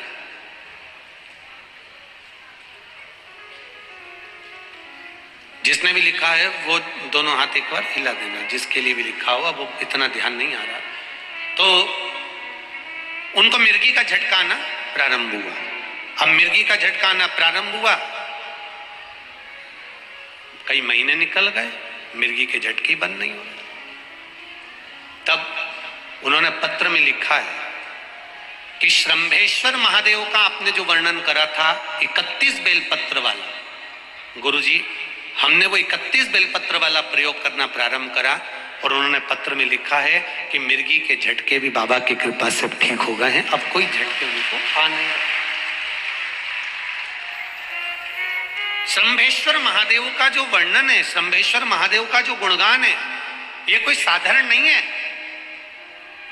शिव महापुराण में भागवत के प्रहलाद चरित्र को लाकर रखा गया है केवल श्रम्भेश्वर महादेव के प्रागट्य के लिए। ऐसा श्रम्भेश्वर महादेव का गुणगान एक बार फिर आप लोग भूल ना जाओ, उसके लिए एक बार फिर से बोल लो। कौन से महादेव? श्रम्भेश्वर महादेव। ये श्रम्भेश्वर महादेव जैसे कुंदकेश्वर महादेव। कुंदकेश्वर महादेव का क्या काम है? माता पार्वती ने विदल उत्पल को मारने के लिए जो कुंदुक फेंका था, वो कुंदुक भगवान शंकर के पांव में जाकर गिरा था, तो शिव जी का नाम कुंदकेश्वर हो गया था। जब हमारे यहाँ कोई दवाई नहीं लगती शरीर में, कोई कैंसर जैसा रोग हो गया, किडनी लीवर का रोग हो गया, या बीपी शुगर का रोग हो गया, शुगर लेवल में नहीं आ रही है, तो आप शंकर जी पे से जो बेलपत्र ला रहे हो कुंदकेश्वर महादेव के नाम से लाओ। दवाई खाओ, डॉक्टर को दिखाओ, सारी जांचें कराओ, डॉक्टर के अनुसार चलो, डॉक्टर जैसा बताए वैसा करो, पर उस दवाई को भी शिव जी से कहकर कि बाबा कुंदकेश्वर महादेव का नाम लेकर उस दवाई को भी हम कुंदकेश्वर महादेव का प्रसाद समझकर पाना प्रारंभ करो, धीरे धीरे आराम लगना प्रारंभ होगा। कुंदकेश्वर महादेव रोग मुक्ति के लिए होते हैं, और श्रम्भेश्वर महादेव बोलो बोलो जरा जम के, व्यसन की समाप्ति के लिए। यहाँ का जो क्रम है इसको जरा समझिएगा बहुत अच्छे से, सावधानी से। दुर्वा की इस तरह से जो ये भाग रहते हैं, ऐसे 7 भाग दुर्वा के लेना है। कितने भाग लेना है? 7 भाग। 7 भाग दुर्वा के लेकर 5 बेलपत्र के साथ, बेलपत्री कितनी होना चाहिए? 5। 7 भाग दुर्वा के लेना है, 5 बेलपत्र लेना है, और लकुलेश महादेव का नाम लेकर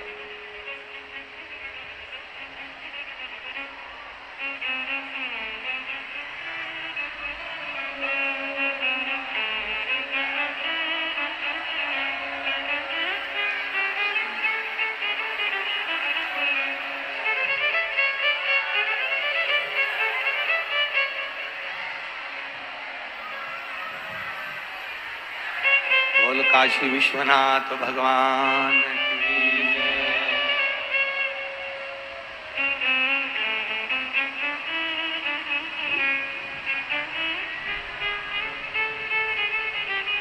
लकुलेश भगवान का नाम लेकर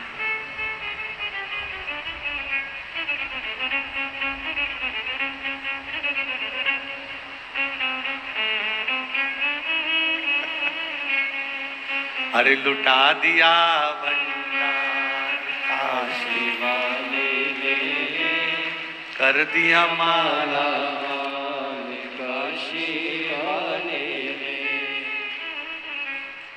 मिल गया बाबा की कृपा, विराम में लुटा दी उसने आपके ऊपर बहुत कृपा। ठीक है, हर हर हर हर शिव कृपा का वर्णन महाराज। 7 दुर्वा, 5 बेलपत्र, लकुलेश महादेव का स्मरण कर कर,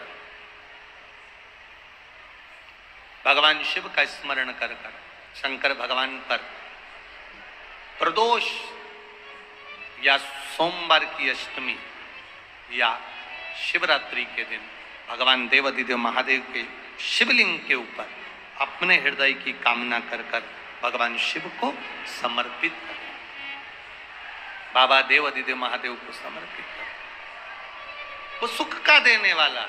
सावन के महीने में कथा सुन रहे हो, आप शिव की भक्ति को जितना जितना जागृत करोगे ना, उतना उतना फल तुम्हारे जीवन में प्राप्त हो जाएगा।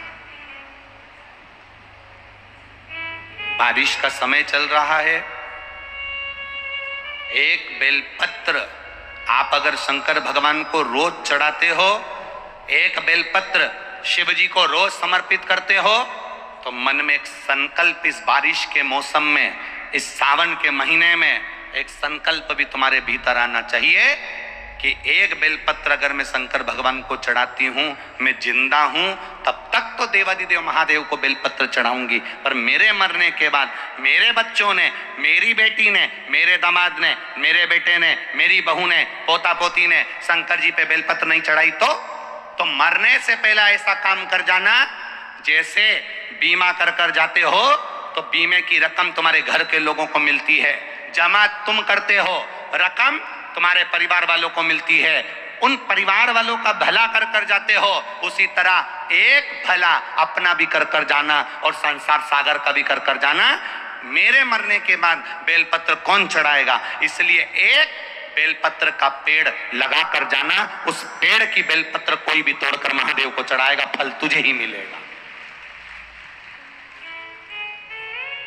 एक बेलपत्र का वृक्ष तुम भी लगा कर जाओ, उस बेलपत्र के पत्ते को कोई तोड़ेगा शंकर पर चढ़ाएगा, फल मुझे मिलेगा। उस बेलपत्र के पत्ते को कोई तोड़ेगा शिव को समर्पित करेगा, उसका फल मुझे मिलेगा। मैं चली भी गई, वृक्ष तो रहेगा, पेड़ तो रहेगा। श्रेष्ठ कर्म कर कर देखिए।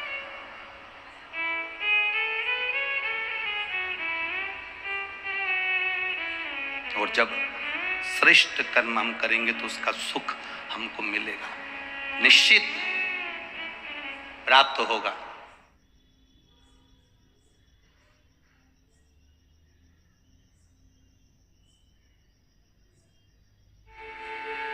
स्कंद पुराण कहती है, जिस व्यक्ति पर कर्जा बहुत ज्यादा मात्रा में हो जाता है और कर्जा चूकता नहीं है, आप बहुत प्रयास कर लिए, करोड़ों रुपए का कर्जा हो गया, यहां से लिया वहां दिया, वहां से उठाया वहां दिया, वहां से उठाया वहां दिया, तो निवेदन है कभी मौका लगे कर्जा मुक्ति के लिए सारे वृक्षों में अगर कोई श्रेष्ठ वृक्ष माना गया है तो वो बट का वृक्ष माना गया महाराज। इसलिए प्रशासनिक कार्य के लिए, मानसिक टेंशन में, परेशानियों में बटकेश्वर महादेव का स्मरण किया जाता है।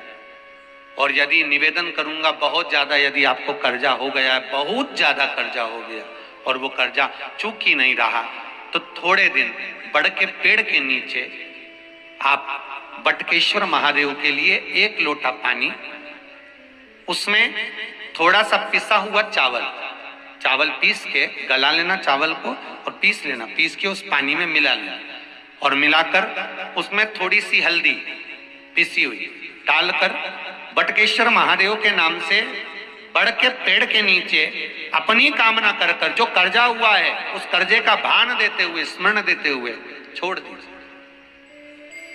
महाराज 2 या 3 सोमवार एक ही जगह पर करना, 3 सोमवार बाद वहीं से बड़ के पेड़ की थोड़ी सी जड़ उठा लाना और उस जड़ को एक कोई धागे में बांधकर या तो अपनी गले में डाल लो या अपनी जेब में पटक लो, उसको थोड़े दिन पटक कर रखना, लगभग 2 से 3 महीना पटक कर रखो। वो जड़ जैसे बड़ का पेड़ विस्तार होता है, पानी गिरे ना गिरे, जल वृष्टि हो ना हो, गर्मी पड़े ना पड़े, उसको कोई फर्क नहीं पड़ता। बड़ का वृक्ष आप रूप फैलता जाता, उसकी जड़ें अपने आप प्रबल होती है। उसी तरह ये बटकेश्वर महादेव कहीं से भी अगर जड़ आपके पास में रखी है 1 महीना, 2 महीना, 3 महीना तक, तो ये जड़ अपने आप लक्ष्मी को पकड़कर खींच कर लाती है और कर्जे से मुक्त कर देती है। बटकेश्वर महादेव का स्मरण सुख का देना। जिस नारी के ऊपर पितरों की छाया होती है, घर के बुजुर्गों की, घर के पूर्वजों की छाया होती है, ध्यान देना, वही व्रत श्रेष्ठता से कर पाती है। व्रत की श्रेष्ठता उसमें अपने आप आ जाती है। अगर उसके साथ में अगर पितरों की कृपा है, तो पूर्वजों का अगर आशीर्वाद है, तो व्रत वो अच्छे से कर सकेगी।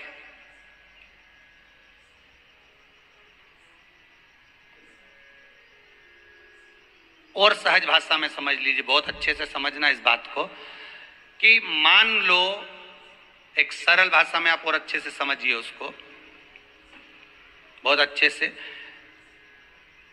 कि जिस व्रत के दिन आपका उपवास है सोमवार का, मंगलवार का, बुधवार का, गुरुवार का, तीज का, चतुर्थी का, पंचमी का, छठ का, किसी का भी अगर आपका व्रत है और उस व्रत वाले दिन यदि आपको क्रोध आ रहा है, व्रत वाले दिन अगर आपकी प्रवृत्ति चिड़चिड़ी हो रही है, क्रोध आ रहा है, अपशब्द निकल रहे हैं, और रोना आ रहा है, क्रोध आ रहा है, बहुत सारे परेशानी उसी दिन तुम्हारे सामने आ रही है, समझ लेना कि तुम्हारे घर के पितृ भूखे जरूर हैं, अन्न भाग मांग रहे हैं।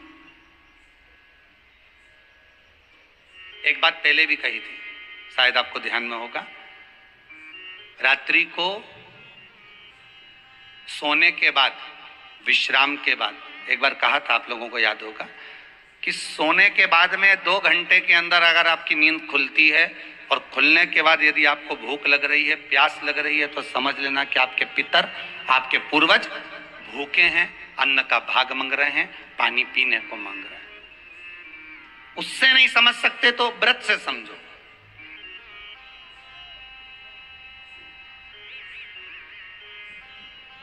व्रत से समझ लो।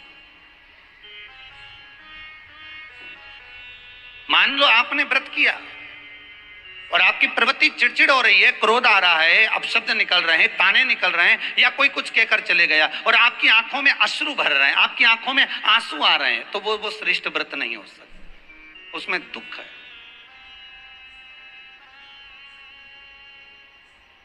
पुष्प ताजा है तो आप भगवान को दोगे, सही है कि गलत है?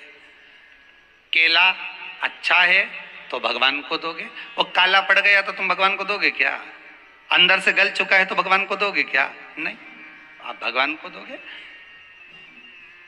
कोई फल ताजा है तो आप भगवान को दे दोगे, कोई पुष्प ताजा है, अच्छा है तो आप भगवान को दोगे। अगर पुष्प मुरझा गया तो भगवान को दोगे क्या? पुष्प बेकार हो गया तो भगवान को दोगे क्या? नहीं। उसी तरह व्रत होता है, उसी तरह हमारा व्रत है। जिस व्रत में हमको क्रोध आ रहा है, जिस व्रत में हम चिड़चिड़े हो रहे हैं, जिस व्रत में हम अपशब्द कर रहे हैं, जिस व्रत में हमको रोना आ रहा है, जिस व्रत में हम किसी की बात का ठेस हमको पहुंच रहा है और हम क्रोधित हो गए, हम रो दिए, हम चिड़चिड़ हो गए, समझ लेना वो फूल मुरझा चुका है, वो व्रत तुम्हारा बेकार हो चुका है, उसको भगवान स्वीकार नहीं करेगा। और जिस व्रत में आपके चेहरे पर प्रसन्नता, हम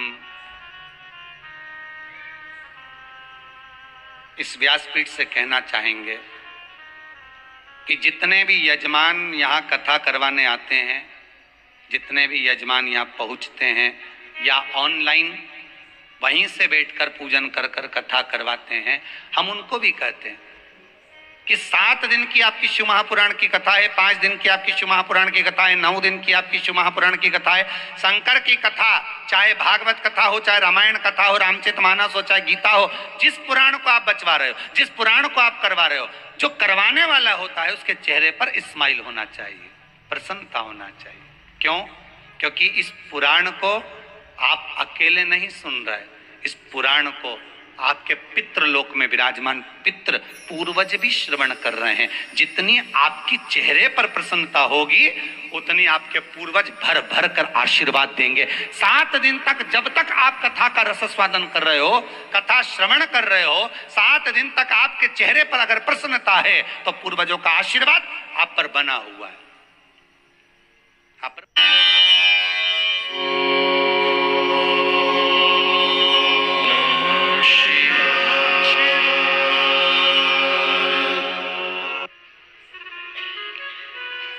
पितृदोष है, ये आपको कैसे मालूम पड़ेगा?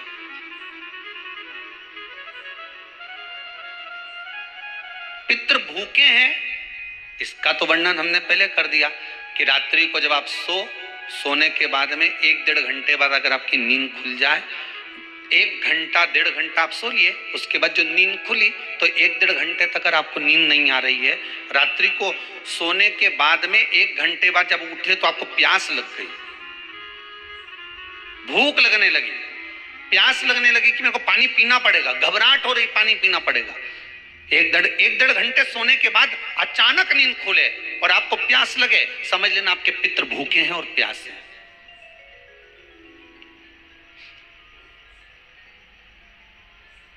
वो भूखे और प्यासे हैं। उनको जल की जरूरत है।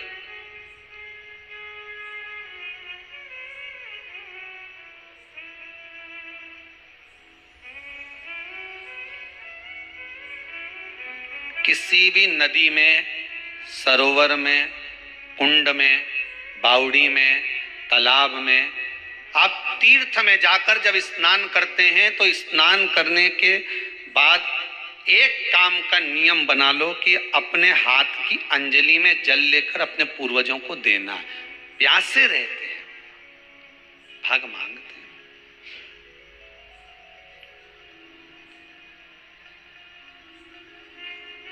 भाग प्राप्त करना। 3 वृक्ष पितरों के तुल्य हैं।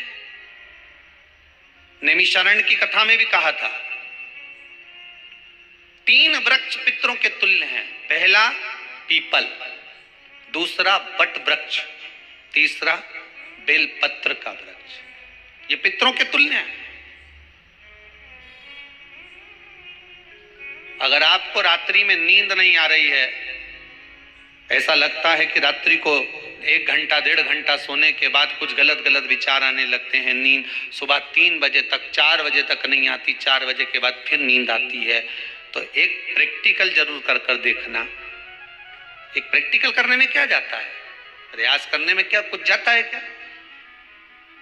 प्रैक्टिकल कर देखना कि कहीं सीओर वाला महाराज झूठ तो नहीं बोल रहा, तो प्रैक्टिकल करने में कुछ नहीं जाए। 1 लोटा पानी लो, उसमें थोड़ा सा कच्चा दूध डाल लीजिए।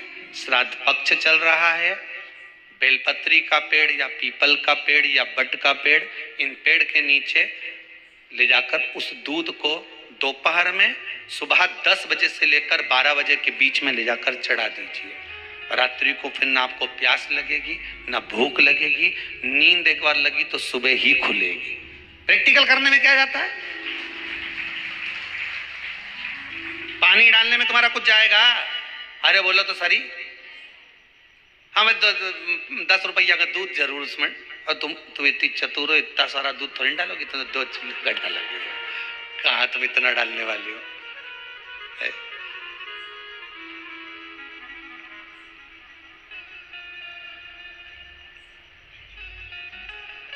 कहा बहुत चतुर लोग हो रहे संसार में। हो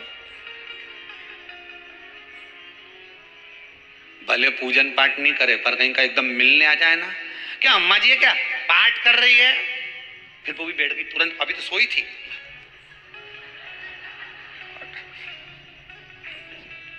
तुरंत क्या पंडित जी हैं क्या, उनसे थोड़ा काम है, अभी माला जप रहे हैं। मालूम पड़े पंडित जी तो आराम से सेव फल खा रहे थे। अब प्लेट सोफा के नीचे घुसे तुरंत।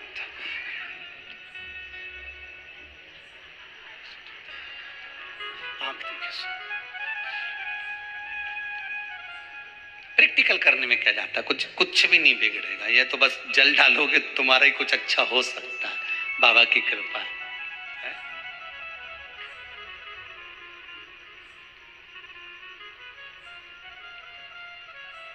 3 वृक्ष पितरों के तुल्य हैं। पहला जम के बोलिए पीपल, दूसरा बट वृक्ष, तीसरा बेलपत्री का वृक्ष। 3 पीपल के वृक्ष में 52,000 ब्राह्मण एक साथ निवास करते हैं, इसलिए पितृतुल्य। बट वृक्ष ब्रह्मा जी के मस्तक से बना, इसलिए पितृतुल्य। और बेलपत्री का वृक्ष माता पार्वती जी के अश्रु से बना। जब आंसू गिरे थे माता जगत जननी जगदम्बा पार्वती के, उस समय पर पितृलोक में हलचल उत्पन्न हो गई थी। हमारी नातिन की आंख में आंसू कैसे आ गए? मैनावती की पुत्री है।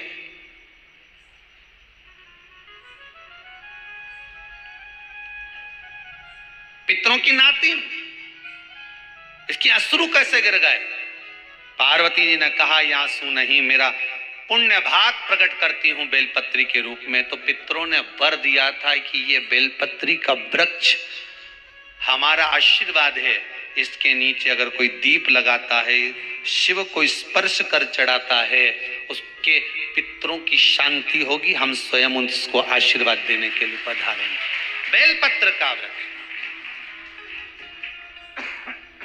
पितृ तुल्य।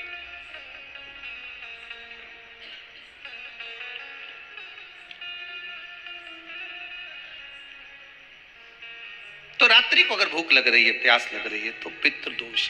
दूसरा पितृदोष का लक्षण बताया, घर में कोई शुभ कार्य ना हो, वंश की वृद्धि ना हो, 1 रुपये कमाओ, 1.25 रुपये खर्च हो रहे हैं, पैसा 10 जगह से कमाई आ रही है पर घर में टिक नहीं पा रही है, आया गया, पितृदोष।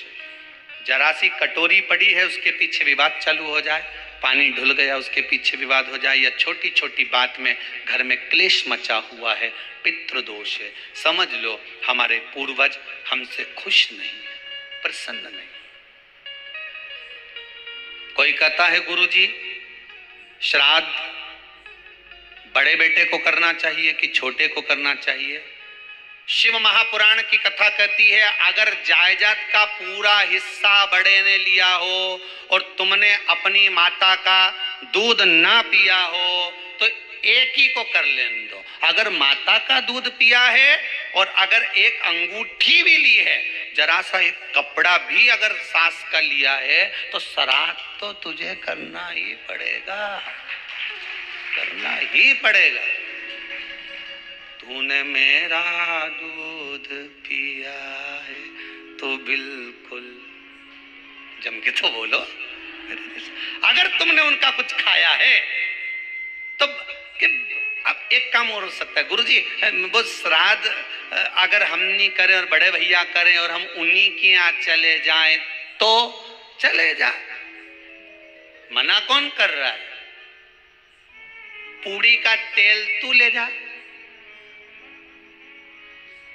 खीर का दूध 2 थैली तू खरीद के ले जा। जितना वहां वो सेवा करे उतनी सेवा तुम करो। गलत है क्या? जायदाद का भी तो हिस्सा किया था। सुई की नोक के बराबर नहीं धुआं ने, ईंट इधर खसकी है तो हमारी इधर खसका दीजिए। हमारी बसियत में इतना लिखा है तो फिर बसियत में ये भी लिख के जाना चाहिए था। मैं तो क्यों सबके, तुम डरो मत ही रहे एक भी। जब छोरा छोरी के जब सब सामान, प्रॉपर्टी दो ना, जमीन दो ना, जायदाद दो ना, सारा सामान छोरा छोरी के दो, तो उनके लिख के भी जाओ कि हमारी श्राद्ध कर दे अच्छे से, नहीं तो भूतड़ी बन के सताऊंगी।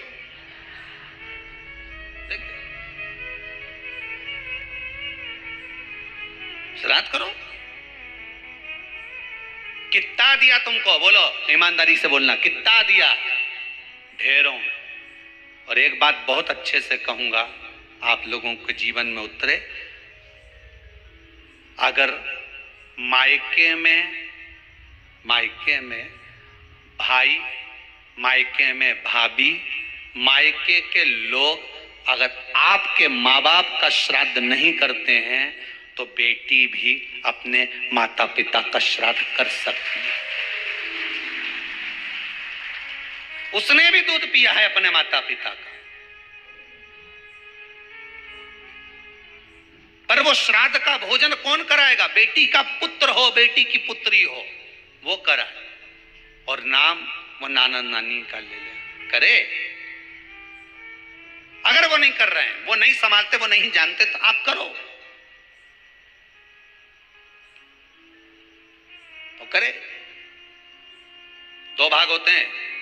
जब एक रोटी गाय के मुख में दी जाती है, गाय के मुख में जब हम रोटी देते हैं, एक रोटी जब देते हैं, या तो गाय के मुख में 16 श्राद्ध में जब रोटी देते हैं तो रोटी को बीच में से तोड़कर, रोटी का जो भाग होता है उसको, मतलब ऊपर से फुलका का परत नहीं निकालना है। रोटी जो सीधी सीधी है ना, जैसे ये रोटी है तो इसको बीच में से तोड़ लिया, 2 भाग विभाजित कर लिया, नीचे वाले भाग में भी थोड़ा सा गुड़ शक्कर रख लिया, ऊपर वाले भाग में भी गुड़ शक्कर रख लिया, एक के ऊपर एक रोटी को रख लिया, वो गाय को दी। तो अपन श्राद्ध पक्ष में 2 पूड़ी का प्रमाण है कि गाय को 2 रोटी दी जाती है, कुत्ता को 2 रोटी दी जाती है।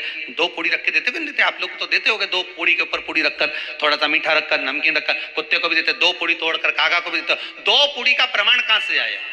2 भाग रोटी के टुकड़े का प्रमाण कहां से आया? श्राद्ध पक्ष में ही ऐसा क्यों किया जाता है? बाकी के समय पर तो कोई ऐसा 2 पूड़ी का प्रमाण ही नहीं, पर श्राद्ध पक्ष में ये क्यों कहा जाता है कि पूड़ी के ऊपर पूड़ी रख दे, उसमें मीठा रख दे, खीर शक्कर रख दे, गाय को दिया, कुत्ते को दिया, कागा को दिया, ऐसे क्यों कहा जाता है?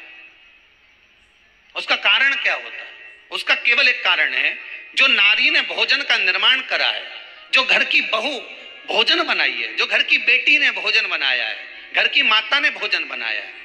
महाराज, पिता पुरुष एक कुल को तारता है, बेटी 2 कुल को तारती है। जब श्राद्ध पक्ष में 2 भाग रोटी के कर गाय को देती है,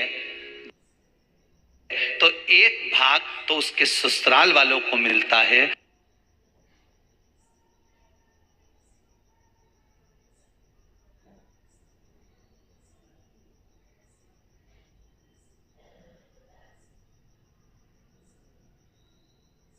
मायके को भी मिले, ससुराल को भी। जब गया जी का पिंड होता है तो नाना नानी सबका स्मरण कराया जाता है। 2 भाग,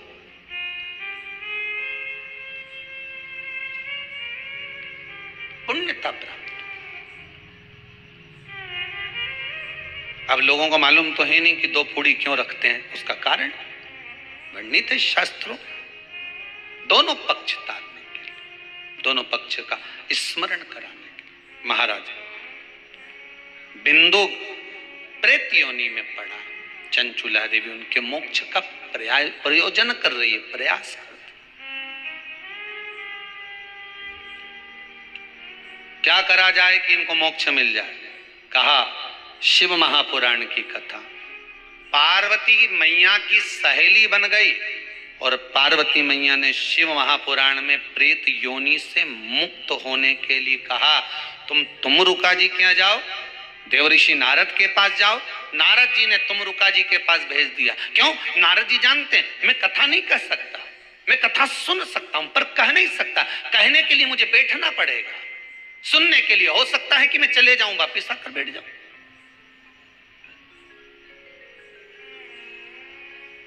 तुमरुका जी से कहा कथा कह दोगे? हाँ, कहने में क्या दिक्कत है, मेरे पति को प्रेत योनि से मुक्त करना है। तुमरुका जी बोलते हैं केवल तुम्हारा पति प्रेत योनि से मुक्त नहीं होगा। तुमरुका जी ने शिव महापुराण में कहा, सुनो चंचुला देवी, केवल एक व्यक्ति शिव पुराण से नहीं तरता, इस बिंदुक जैसे ना जाने कितने प्रेत इस वायुमंडल में घूम रहे होंगे, ना जाने कितने पितर, ना जाने कितने आहूत, ना जाने कितने वासुक इस वायुमंडल में घूम रहे होंगे। तुम्हारा पति तुमको दिखा नहीं, तुम्हारा बिंदुक तुम्हें कभी नजर आया नहीं, फिर कारण क्या था? बस मन में शांति नहीं है। घर में सारा सुख है पर हृदय में शांति नहीं, समझ लो पितृदोष है। क्या करा जाए फिर? क्या करोगे? महाराज, हृदय शांति में, हृदय शांति। केवल एक अकेला बिंदुक शिव महापुराण की कथा सुनकर नहीं तरेगा।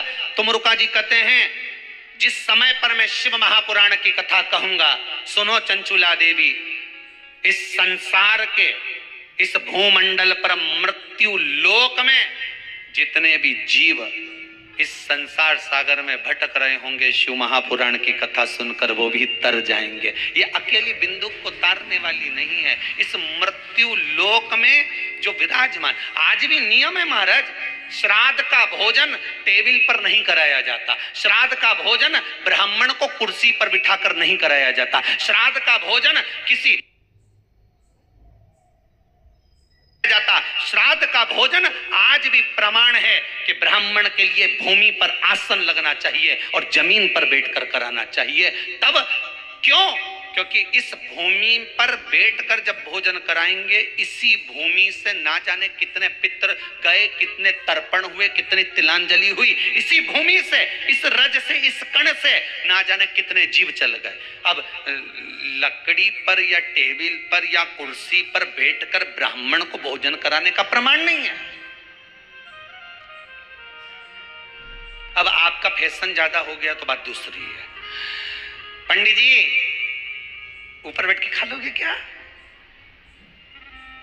पंडित जी तो बोल देंगे अच्छा है खिला दो।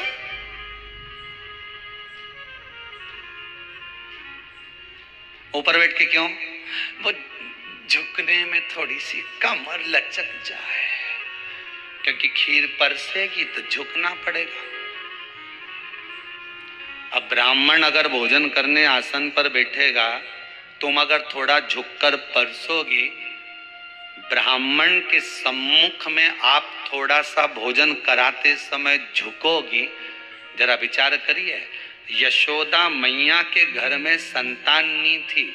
यशोदा जी श्रावण के महीने में श्रावणी करने आए हुए ब्राह्मण को मात्र खीर परोसने के लिए गई थी। 52 साल की उम्र थी, संतान का सुख नहीं दिख रहा था, खीर परोसने के लिए गई। उतनी देर में ब्राह्मणों ने देखा इनके घर में संतान नहीं है, पुत्र भव कह दिया। और यशोदा जी के पति श्री नंदराय जी कह रहे हैं कि बाबा मैं 60 का या 55 की, बाल हो गए धोले और तुम कह रहे हो पुत्र होगा, कहां से होगा? ब्राह्मण कहते हैं ब्राह्मण जब भोजन करता है, भोजन करते समय जब वर देता है, वो वर गलत नहीं हो सकता, कहीं से भी आएगा, पर छोरा तो आएगा। और आया, कहीं से भी आया, पर पुत्र आया, क्योंकि आशीर्वाद दिया था। श्राद्ध पक्ष का भोजन टेबल पर नहीं, कुर्सी पर नहीं, श्राद्ध पक्ष का भोजन ब्राह्मण को आसन लगाकर जमीन पर कराना चाहिए, भूमि पर।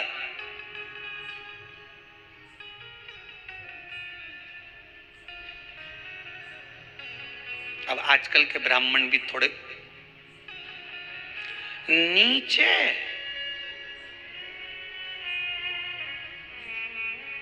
अगर हम टेबल पे ही जीम लें तो जी अब क्या बोले भी तो क्या बोले, तुम ही बताओ।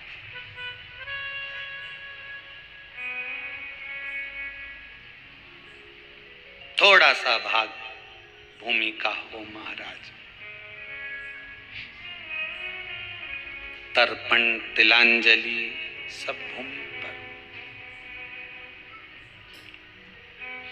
हम तो जो जजमान हवन करने के लिए भी जो जजमान लोग नाम लिखाए हैं पितरों के लिए, तो हम उनको भी कहते हैं कि कुर्सी